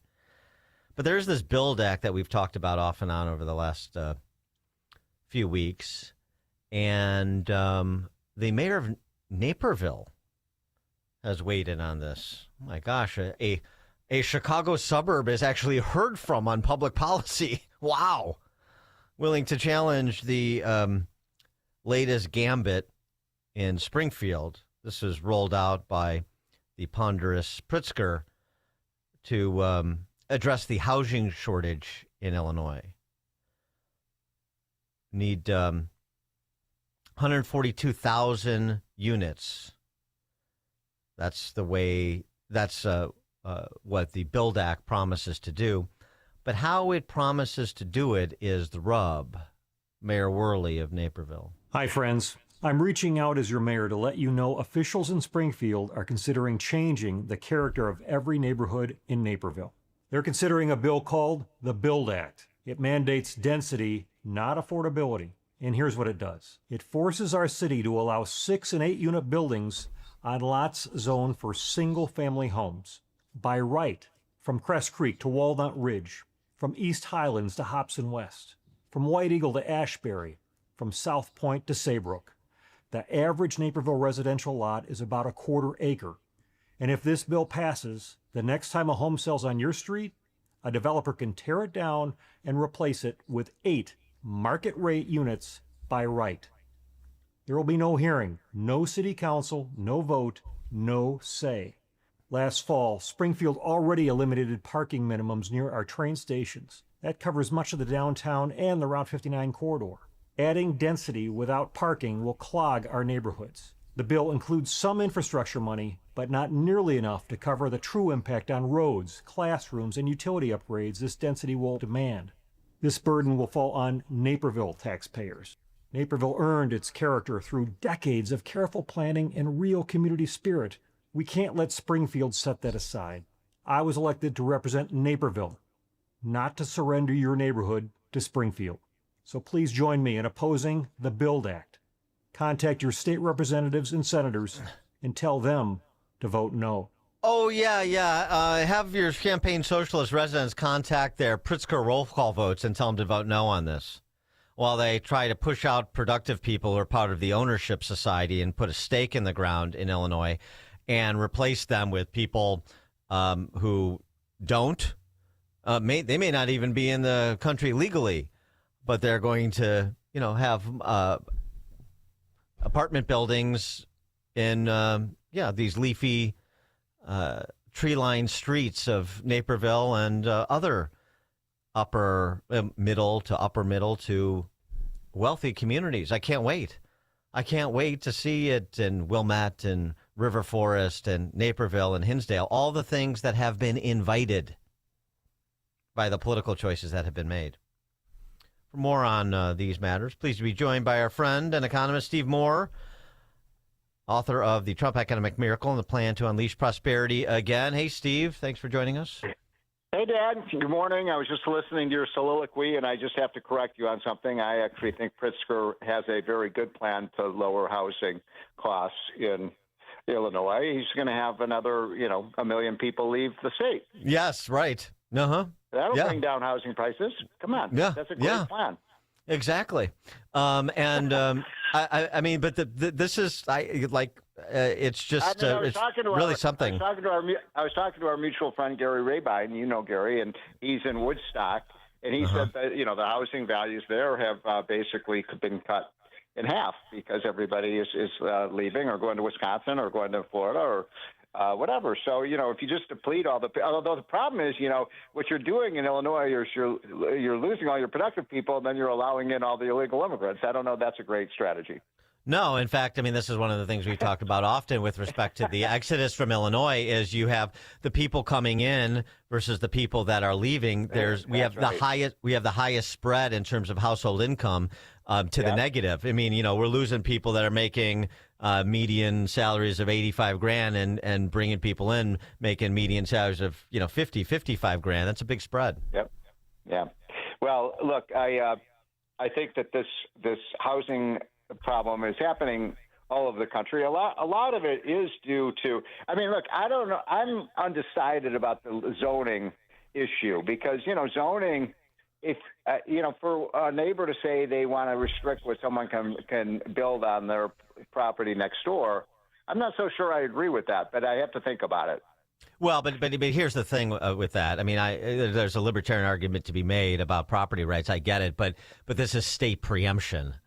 And so that's a fundamental problem that you don't even have to, get to the libertarian argument. The state preempting the local. And I mean, as a as a fan of subsidiarity, I want those decisions made at the local level. I mean, that's the way, right? The government closest to the people.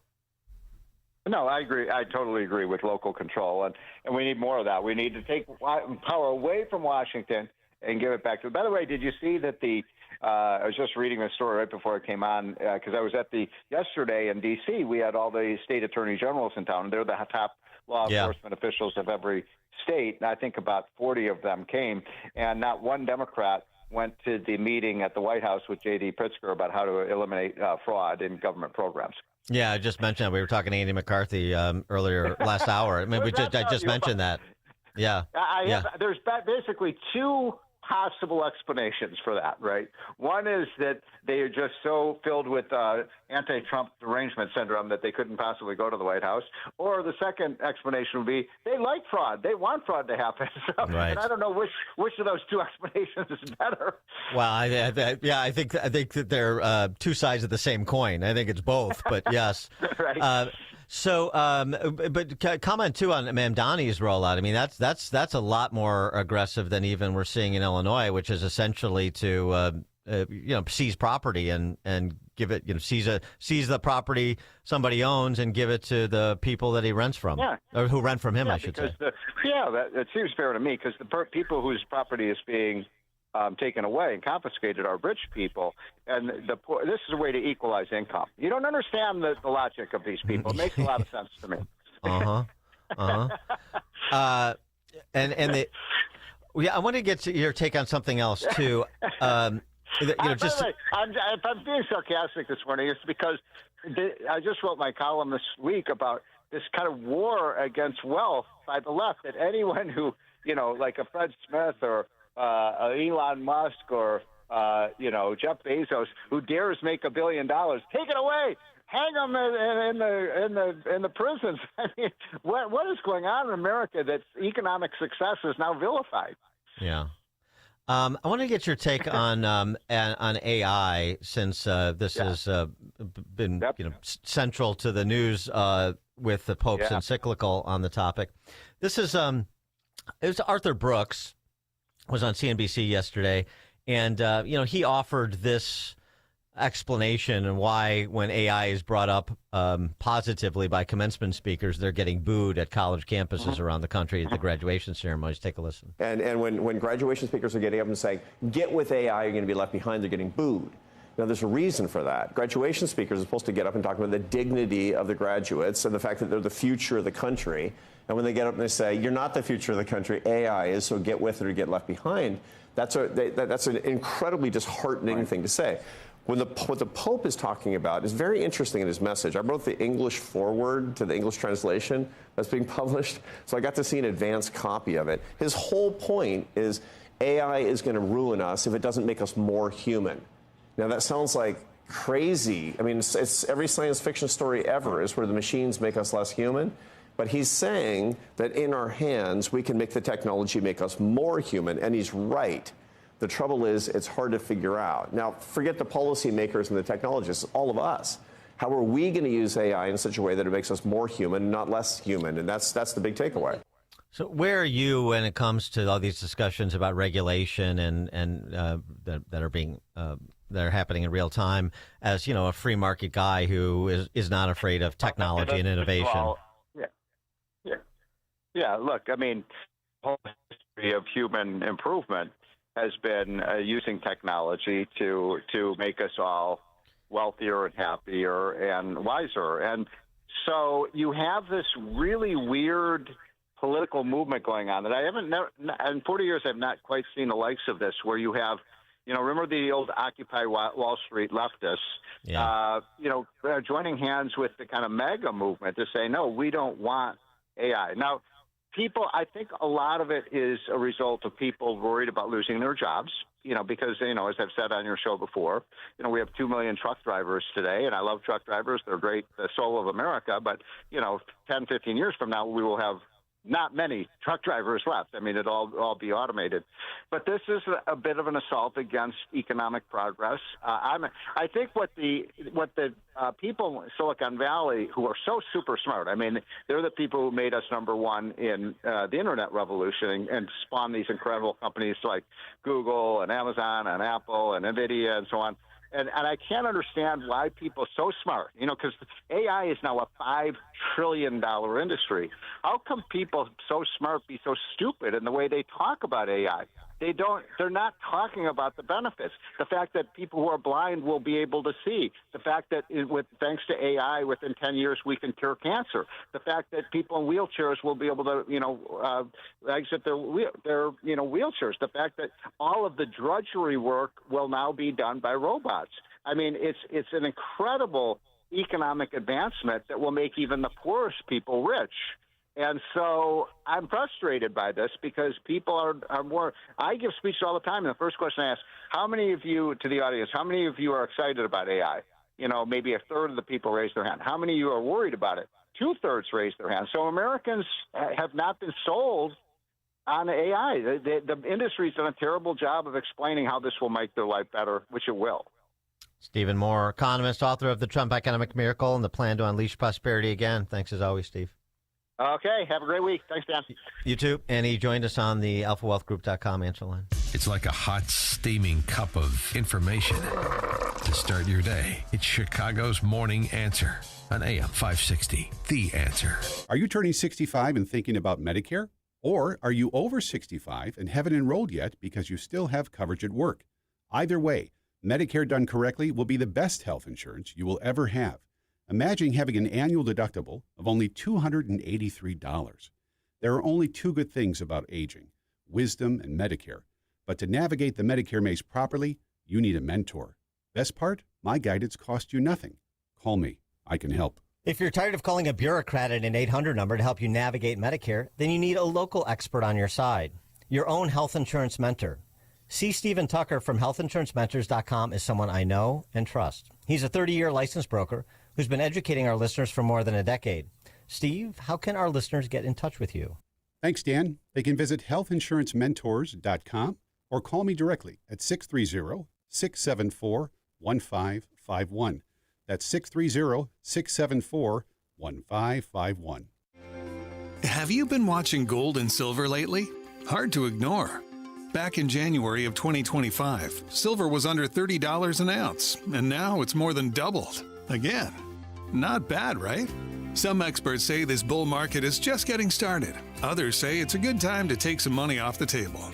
Either way, whether you're buying or selling, Fox Valley Coins in Naperville is the place to go. They stock large quantities of all the major bullion coins and bars. And here's what sets them apart. Unlike places that only pay melt value, Fox Valley Coins pays more for high-grade coins and scarcer dates. That's real money left in your pocket. They also buy scrap sterling flatware, jewelry, silver-plated items, and old proof sets. And they specialize in U.S. and foreign collector and investment coins and currency, both buying and selling. Fox Valley Coins, one light north of I-88 on Route 59 at Ferry Road in Naperville. Family owned with integrity since 1981. Everywhere you turn, it's plus, plus, plus. Retail chains, streamers, even our phones come with plus. And to think it all started with Hassellus Mattress, because nobody has more plus than us. Right now at Hassellus, get a Queen Beauty Sleep by Beautyrest Elm Cove A mattress. Others sell it for $1,459, but Hassellus has it for just $794. Plus, through Monday, you'll also get a free adjustable base. Plus, a huge selection of Beautyrest, Sealy Posturepedic, and other big name brands. Plus, free financing. Plus, free next day delivery and setup. Plus, free haul away and disposal of your old mattress. Plus, employee-free showrooms. Get all this, plus a whole lot more when you shop at Hassellus Mattress. Woo! All these pluses have me feeling nonplussed. Save big on Sealy Posturepedic, Beautyrest, and more every day from 9 to 9. Find an employee-free showroom near you or shop online at hassellus.com. It's almost time once again for the annual AM 560 Golf Outing, presented by Signature Bank. AM 560 is proud to partner with the Tunnel to Towers Foundation to help them support America's first responder and military heroes, to help America never forget 9/11. This year, our golf outing is happening on Monday, June 15th at McRae Memorial Golf Club in Barrington. When you purchase a foursome to join us, you'll enjoy a full day of golf, meals, an awards reception, and a silent auction. And if you're a business owner, when you purchase a foursome, you'll also receive an AM 560 marketing campaign, which includes 25 one-minute commercials to air on AM 560 Monday through Friday between 5 a.m. and 8 p.m. and a free digital marketing analysis. Reserve your foursome today at 560theanswer.com/golf. That's 560theanswer.com/golf. Sponsored in part by Edward Jones Financial Advisor Nolan Webster and by real estate broker Ed Dream at leavingil.com. AM 560, The Answer.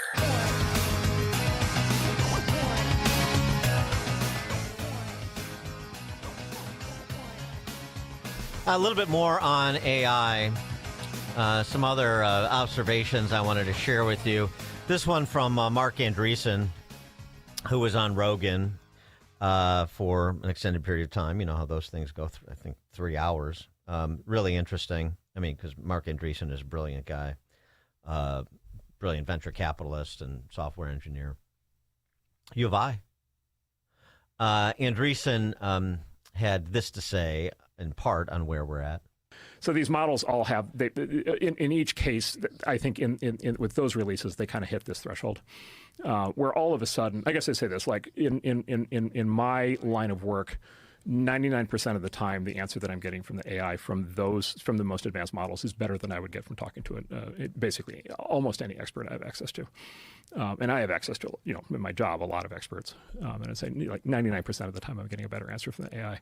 Meaning a better answer, meaning smarter, better analysis. And part of it is what they call fluid intelligence, which is the ability to conceptualize and process information. And then part of it is what psychologists call crystallized intelligence, which is just memorization of everything. And so what the AI brings you is it brings you both, because it's smart, but it also knows it's trained on all the data. It's trained on like the complete corpus of human knowledge, right? And so it's a world-class doctor and a world-class lawyer and a world-class accountant, right? And a world-class political operative if you want to run for city council. And it's a world-class marketing expert if you want to market your podcast. And it's a world-class software coder if you want to write some software code. And so it knows everything about all of these fields all at the same time. But the one thing it's not is an artist. And this was a point that Ben Affleck, of all people, I can't believe I'm including Ben Affleck in a conversation about AI with the likes of Mark Andreessen. We talked about what Steve Wozniak had to say yesterday. But it's appropriate. I mean, it's an interesting observation, and he has specific knowledge of the film industry. What AI can and cannot do. This was Ben Affleck at a CNBC confab. Is it possible that a Netflix could say, we're going to do our own, James Bond thing out there with a bunch of actors that are completely recreated for this market or that market? A, that's not possible now. B, will it be possible in the future? Highly unlikely. C, movies will be one of the last things, if everything gets replaced, to be replaced by AI. AI can write you excellent imitative verse that sounds Elizabethan. It cannot write you Shakespeare. The function of having 2 actors or 3 or 4 actors in a room and the taste to discern and construct that is something that currently entirely eludes AI's capability, and I think will for a meaningful period of time. What AI is going to do is going to disintermediate the more laborious, less creative, and more costly aspects of filmmaking that will allow costs to be brought down, that will lower the barrier to entry, that will allow more voices to be heard, that will make it easier for the people who want to make Good Will Huntings to go out and make it. Look, AI is a craftsman at best. Craftsmen can learn to, make stickly furniture by sitting down next to somebody and seeing what their technique is and imitating. That's how large video models, large language models, basically work. A library of vectors of meaning and transformers that interpret context, right? But they're just cross-pollinating things that exist. Nothing new is created. Not yet. Yeah, not yet. And really, in order to do that, look, craftsman is knowing how to work. Art is knowing when to stop. And I think knowing when to stop is going to be a very difficult thing for AI to learn because it's taste. Coming up at 8:38, we'll talk to our friend Will Riley, Kentucky State University poli-sci professor. Now we check the headlines with Mike Scott. 68 degrees at 8:31 in the QC Kinetics newsroom. Expect a sunny and warm day with a high of 86, and swimming conditions could be dangerous along Lake Michigan. There is a beach hazard statement up from the National Weather Service. President Trump meeting with his cabinet at the White House today. They're discussing ending the war with Iran, still trying to reach a peace deal. President Trump congratulating Ken Paxton, who won the Texas Republican primary Tuesday for U.S. Senate, beating incumbent John Cornyn. House Majority Whip and GOP Congressman Tom Emmer congratulating Paxton. When you lead up to a primary, people have all kinds of arguments they make, like this is a bad candidate, I'm going to be better when we get to the general. In this case, the contrast could not be more clear. Ken Paxton has defied the odds. Every time people count him out, he's going to win again. The AP projected Paxton won the primary with about 64% of the vote. This morning, Fairmount Park in the Metro East of Southern Illinois may be pulled into the recent Hawthorne Racecourse bankruptcy proceeding to answer allegations it threatened retaliation against its horsemen if they shipped horses to race elsewhere in the state, with Hawthorne a clear target of such a campaign. Hawthorne President and CEO Tim Carey and a committee representing unsecured creditors have now asked a judge in that case for a joint motion for authority to investigate, including the power to subpoena Fairmount Park officials and records. Several Chicago City Council members are considering making the parents of teens accountable after the youth were arrested during teen takeovers. Leading the charge, 2nd Ward Alderman Brian Hopkins. We need to do everything we can to put a stop to these events, and that means giving the police all the tools that they could possibly bring to bear. Aldermen are working on drafting an ordinance that would give police the tools to go after parents of teens who participate in those illegal gatherings. The Illinois Commerce Commission is approving settlements for customers of Peoples Gas and North Shore Gas. The first settlement removes $130 million from Peoples Gas delivery base rates, and Peoples Gas will then distribute $75 million in bill credits over the next 3 years. Cubs fell to the Pirates 12-1. That's a 10-game losing streak. And the White Sox surrendered 3 in the top of the 11th to fall to the Twins 5-3. The news, a service of the AM 560 Advantage, where membership has its privileges, including early access to event tickets. Join today at 560theanswer.com/join. A check of the roads comes your way in 2 minutes on AM 560. Mike Gallagher exposes yet another double standard. This just amazes me that yesterday's mosque shooting was immediately concluded to be a hate crime. And it very likely was. Just like the way these Christian school shootings were hate crimes. And yet when those happened, the legacy media said, oh, we're not really sure. The Mike Gallagher Show. Weekdays at 9 on AM 560. The Answer. The Federal Reserve has just announced a change in leadership, and that could have a profound impact on the value of your retirement. That's why now, more than ever, you need Advantage Gold, the #1 precious metals company in America. Call Advantage Gold right now at 800-900-8000 and get your free gold and silver investor guide, a $49 value, plus a free copy of Ken Rogoff's latest book, Our Dollar, Your Problem, giving you powerful insight into the future of money, markets, and global currency trends. Our specialists can help you open a new account or transfer funds from an existing IRA, tax and penalty free. Markets are unpredictable and they can turn fast, but precious metals are a safe haven asset that stand the test of time and volatile market conditions. The question isn't if the next shift is coming, it's when. Are you positioned? Don't miss this opportunity. Call Advantage Gold now at 800-900-8000. Results may vary. Consult your financial advisor before investing. Call 800-900-8000. That's 800-900-8000. Each morning, the newsmakers and the newsbreakers shaping today's conversation are heard on the AlphaWealthGroup.com answer line on Chicago's Morning Answer. When you need answers about what's happening in your world, you turn to AM 560 The Answer. And when you need answers about how to prepare for and protect your retirement, you turn to the Alpha Wealth Group, now the proud sponsor of the AM 560 Answer Line, right here on Chicago's source for news, opinion, and insight. AM 560 The Answer. This hourly segment is brought to you by Goldilocks, offering 24/7 security solutions for homes and businesses. Call them today at 708-889-5600. At Signature Bank, going the distance for business banking customers is what we do every day. We understand that business owners have a strategic mission, a drive to succeed, a plan for growth, and don't have time to wait for a bank to respond. With Signature Bank, you not only have a banking partner that has roots right here in Chicago, but our decisions are made locally too. Signature Bank knows that when you have a question or problem about your business, you want answers. You need someone who will pick up the phone or respond to your text. You need someone who is always there for you. That's Signature Bank. We are a team that wants to get to know you and your business. Want to be Signature Bank's next success story? Give us a call today at 773-467-5630 or visit us online at signaturebank.bank. Member FDIC Equal Housing Lender.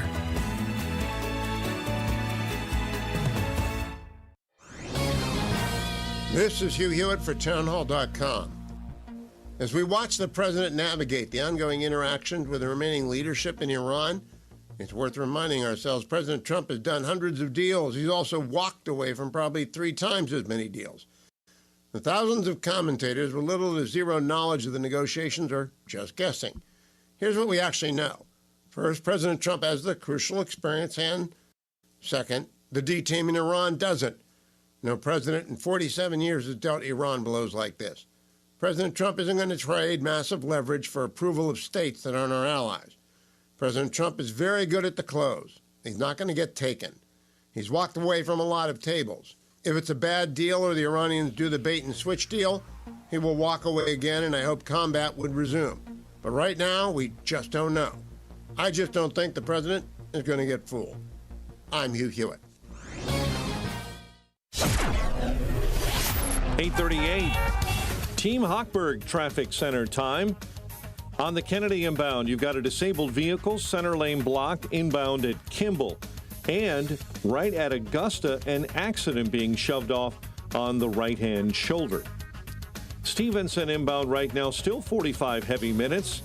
Big delays inbound from Harlem all the way through Kedzie.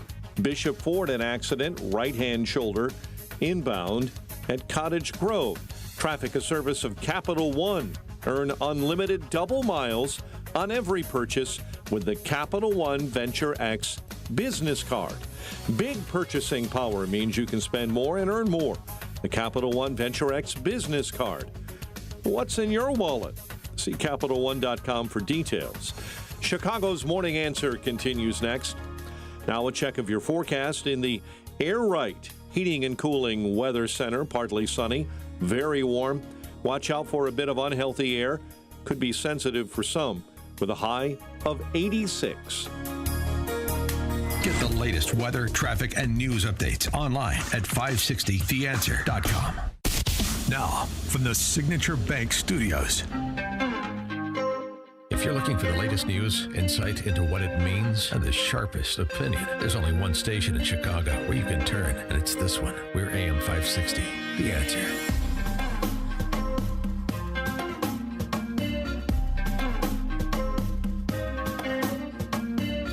Top of the morning, Dan Proft here, and we're familiar with this. We saw it during Operation Midway Blitz at the Broadview ICE facility. What we're seeing and have been seeing over the last couple of days, we talked about a bit yesterday, again at Delaney Hall, which is this ICE detention facility in Newark, New Jersey.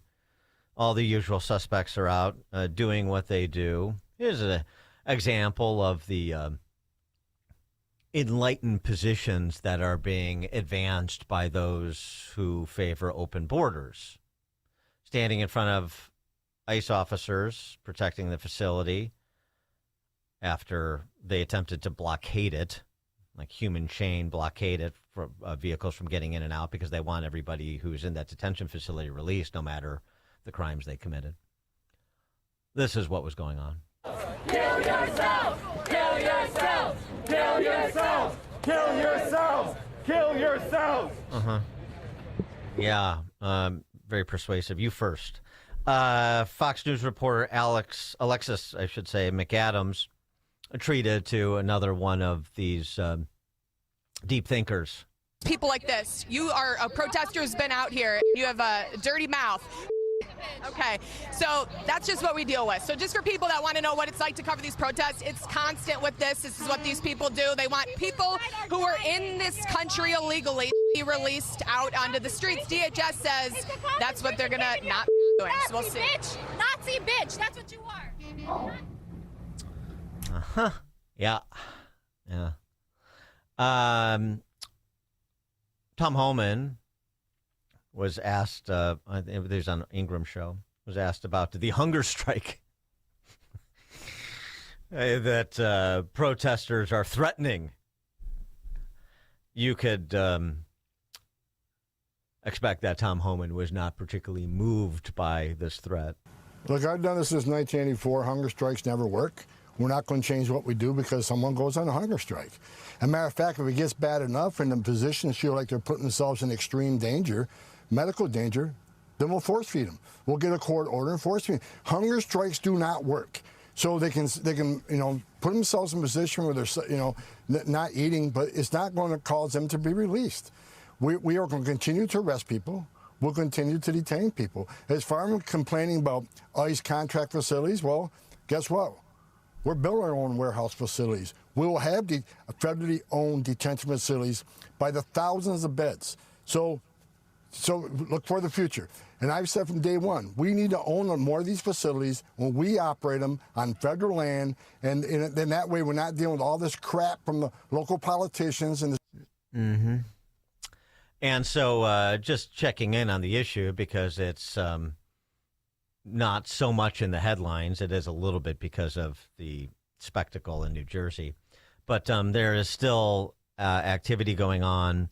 There are still policy changes that are happening, important arrests that are being made. For example, the New York Post reporting over the weekend that Indiana has arrested nearly 300 illegal migrants fraudulently using commercial driver's licenses.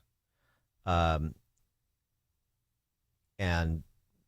you know, this a huge issue because we've had people hurt and killed. 300 legal migrants with commercial licenses from New York and California stopped and prosecuted in Indiana. So the difference between living in a red state and Illinois. Again, Michigan, Will Cain interviewing Abdul El-Sayed, who is a neo-Marxist candidate for Senate there. They got a primary coming up in August, first week of August. This is how that interview went with respect to what's going on in New Jersey and these ICE facilities, ICE detention facilities, and the positions haven't changed. Positions haven't changed. The positions of the left have not changed, nor have their tactics, as you're seeing and hearing out of New Jersey. Not answering my question is the entire point. You're pivoting the talking points. I would like to finish if you will my answer. Let me finish my answer. The question I asked, we can have an appropriate interview. Let me finish my answer. $185 billion for ICE. That's $185 billion that are not being spent to improve anything from your infrastructure to your kid's school or to help you afford your health care. Gas is just the tip of the iceberg. So if you do want to talk about ICE, let's talk about the opportunity cost of paying $185 billion into an agency that is currently sowing unrest in New Jersey, just like it did in Minneapolis. What is like the cost to deny citizenship? That.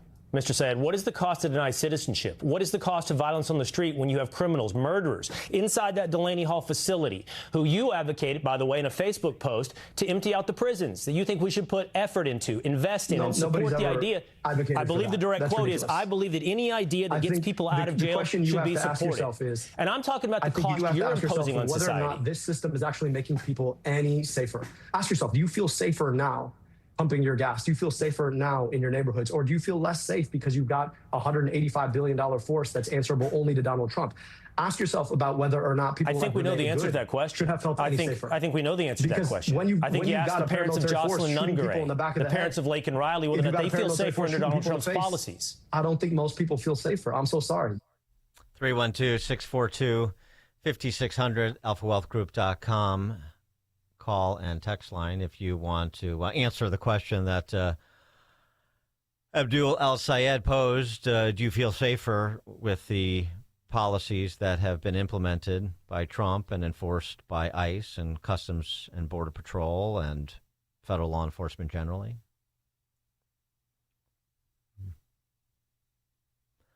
We've also just this week seen the Trump administration install 82 new immigration judges to speed up the deportation process. We've had the Trump administration, just in terms of policy changes, catching up here. Big change. Any non-citizens in the country who have applied for a green card must leave the United States indefinitely until their application is processed. Tightening the ship, tightening things up.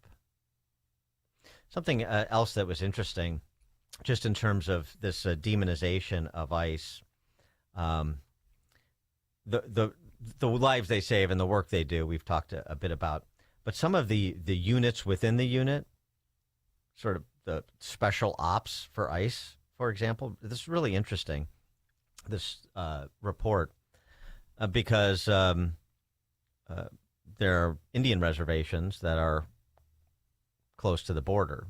Now, the border's secure in a way that it wasn't under Biden, so this is less of an issue, but still just dealing with law enforcement jurisdiction with respect to reservations. There's a special unit within ICE called the Shadow Wolves. These are Native Americans who work for ICE to do the same thing that other ICE agents do, but specifically with respect to the Native American communities, these Indian reservations. So for those who don't know, the Shadow Wolves are a Department of Homeland Security and I guess ICE who work on the U.S.-Mexico border, particularly the Tohono O'odham Reservation, which borders the U.S. and Mexico, and they use ancient pre-colonial tribal tracking techniques to stalk mostly narcos through the Sonora Desert and arrest them. Mostly human traffickers. Shadow Wolves are an all-native special sector of ICE that combats human trafficking on reservations and borderlands. So the Shadow Wolves primarily work the border where it connects to the reservations. So having Native Americans work the res, you have someone that is familiar with the community. They might not give you as much grift as they would an outsider because they kind of know you. And then you have the elements of understanding the locals' language and the land. You're always going to have a home field advantage working in your hometown versus somebody that's never been in your hometown because you know the little shortcuts. So that's kind of like the idea behind why you'll have a preference towards hiring Native Americans for that unit, is that if you're working on the reservation, you're able to do some amount of effective work when it comes to drug trafficking, human trafficking, weapons trafficking. Tom in Blue Island, you're on Chicago's Morning Answer. Dan, good morning. I consider myself a positive person. I try to be glass half full. 82 immigration judges. We need 8,200 or 82,000 immigration judges. The left is going to slow play this for the next couple of years, and God forbid if the next president isn't a Republican. Thanks for the call, Tom. Glenn in Orlando. Yeah, hey, Dan. You know, what I'm worried about is not ICE. I'm worried about politicians that take an oath to protect us against enemies, foreign and domestic, and they fail on that every day. That's what worries me. Yeah, I hear you. Thanks for the call, Glenn. For example, these stories are still every day, and it's a massive job. In some respects, it's sort of a parallel to talking about interdicting benefits fraud. Illegal alien accused of shooting at random homes, firefighters, and vehicles across Austin, Texas. You probably saw some coverage of this spat of shootings across Austin, Texas over an extended period of time, several weeks. This was the work of a couple of teens, and one of the teens is a 17-year-old illegal alien that was arrested by the Austin Police Department and charged with aggravated assault with a deadly weapon, aggravated assault with a motor vehicle, and so on and so forth.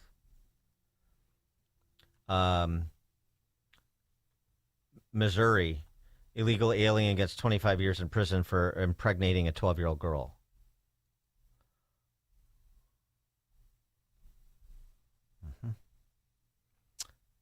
And something else that's happening, too, since we started the show talking about election results, like in Texas yesterday. Alabama. An Alabama sheriff who had been on the job for 30 years, been the sheriff for 30 years, in Lee County, Alabama, the home of Auburn University. He lost his re-election campaign. What was the issue? Why did he lose? Because he refused to work with the Trump administration and participate in a 287G program that provides the framework for local law enforcement to work with ICE, the sorts of agreements that have been eliminated through legislation in places like Maryland, deep blue states, but didn't fly in Lee County, Alabama. And so, it's interesting because you still have this issue as essentially a referendum question when it comes particularly to law enforcement, but I don't think it's limited to that. As long as we are still experiencing the tragedies of Katie Abraham and Sheridan Gorman and just the stories, the daily stories, if you're paying attention, of the violence committed by some percentage of people in this country illegally, and the stories about the benefits fraud. I mean, it all ties together. We have problems domestically, and we have problems with our domestic citizens and residents here lawfully, and we're importing other problems. But when people see the predatory behavior, whether it is in the form of violence or in the form of fraud, they're going to want to hold people accountable if law enforcement is unable to do so, if politicians are unable to do so. Maybe not everywhere, maybe not in places like Chicago and Illinois, but in a lot of places. And those are the places that will continue to grow and flourish. In the places like Chicago and Illinois that choose a different path, well, they'll continue to wither on the vine. Dan Proft, Chicago's Morning Answer. There's only one radio show in Chicago talking about today's biggest stories and telling you what they really mean. That show is this one, Chicago's Morning Answer on AM 560. The Answer. Picture warm Gulf breezes, turquoise waters, white sand beaches. Now, add evenings of conversation with Salem Media's Mike Gallagher, Scott Jennings, Larry O'Connor, and Jennifer Horn. This November, sail from Fort Lauderdale to the Bahamas, Jamaica, the Cayman Islands, and Mexico on a 7-day journey built for those who love this country. Book your cabin today when you text the word cruise to 94878. Celebrate America's 250th anniversary the right way on the Gulf of America Cruise. Book your cabin now. Text the word cruise to 94878. John was an active man. He'd go for runs, walk the golf course, and always take the stairs instead of the elevator. But then bone-on-bone knee pain got in the way and affected his mobility. It became too painful to even go for walks. And when it seemed like John's only option was knee replacement surgery, a friend told him about the Joint Relief Institute and their affordable, non-surgical knee pain relief. John met with the Joint Relief Institute and discovered their lubricating gel treatment could rejuvenate his lost cartilage. Safe, effective, no surgery. Long story short, John is now back to being active without pain or medication. There is an alternative to knee replacement surgery. Stop living in pain. Call the Joint Relief Institute today, 708-315-6800, or visit jointreliefinstitute.com. Locations in Glenview, Oak Brook, and Orland Park. That's 708-315-6800. Medicare and most private insurance plans accepted. Reclaim your mobility with the Joint Relief Institute. AM 560, The Answer. Let's get Greg and LaGrange in. Hey, Greg. Hey, good morning, Dan. A couple things really quickly. You cannot get this country back, and you can't get it put on the right tracks unless we get rid of the fraud. The NGOs have to be cleaned out. They have to be audited. They have to be examined, and they need to be fixed. The same thing with the illegal immigration issue. I'm sorry, but we have a lot of bad people in this country that are killing American citizens. And, Dan, you would be amazed at how many people I get into discussions with about how, well, what's the difference? We have American citizens that do the same thing. We are dead from the neck up. We have a culture that's completely out of sorts with reality and Western civilization values, God, family, and country. Nobody should expect this is going to be easy. It's going to be long, drawn out, and it's going to be a hard slog. The question everybody has to ask themselves when they look in the mirror, are you ready for it? Thanks for the call, Greg. Yeah, I agree. And again, there are signs of life even in unexpected places. And that necessarily means talking about Spencer Pratt's candidacy in L.A. because, I mean, that's what he's tapping into here.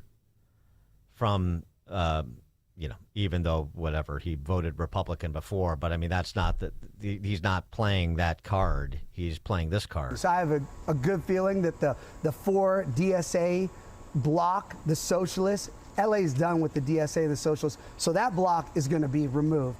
And I will do everything I can to fight these socialists that fight to make sure that naked drug addicts are in front of kids at the park, in front of kids at daycare, in front of businesses, in front of restaurants. These city council members will not have power when I'm mayor because I'm going to work with the community and we're going to put the heat on these people. There's going to be somebody that, I know you said you've seen Mayor Bass fight these people. I'll show you what fighting looks like with the communities. I heard he's a big MAGA person in response to you. Are you a big MAGA person? I'm a big nobody person. I'm a big Spencer Pratt, Angelino person. I only represent myself, my community, Angelinos. I'm not part of any political party. I'm running a nonpartisan race. I'm supposed to represent all of Los Angeles, not either political party. And that's the problem. Everyone has lost the plot. The mayor is supposed to be a nonpartisan race. That's why there's no letters next to anyone's name. The mayor currently has hijacked the position in the chair, made it a political seat. It's not supposed to be. You're supposed to make the police, water and power, fire, streets without potholes, the lights on, no drug addicts in front of the parks, no drug addicts naked in front of kids' school. That is my party. It's Angry Angelito. So anybody can say I'm connected to whoever they want, and I'm fine with anybody saying I like Spencer Pratt. Great. Spread that message, because my message is common sense. Basic human quality of life. So it should be everyone. Obama should love me. The president should love me. Biden should love me. Biden's wife should love. Everybody should love what I do, because I want kids to feel safe, moms to feel safe. I want drug addicts to get the help they need, not this empty bed, give them needles. I don't know, it just broke the news. The DOJ, you've been sitting here, I don't think you saw it. I walked in. The DOJ just arrested one of the Mayor Bass and Councilman Rahman's needle people that we pay that drop off the needles. They were also selling drugs to these addicts. Yeah, well, I mean, that's the, forgetting the local anecdote there. I mean, that's the angle of incidents that is generating the interest and support. Thanks for joining us. It's now 9 o'clock on AM 560 WIND. President Trump is getting ready to gather his cabinet. I'm Dave Anthony, Fox News, for a meeting next hour, and he could react to what Iran state media has released, what they claim is a draft of a framework of a deal with the U.S. to end the conflict. Now, there are a number of points in here that appear to be very out of step with a lot of the U.S. red lines. But Iran is claiming that the memorandum of understanding would have the U.S. withdraw forces and lift the naval blockade.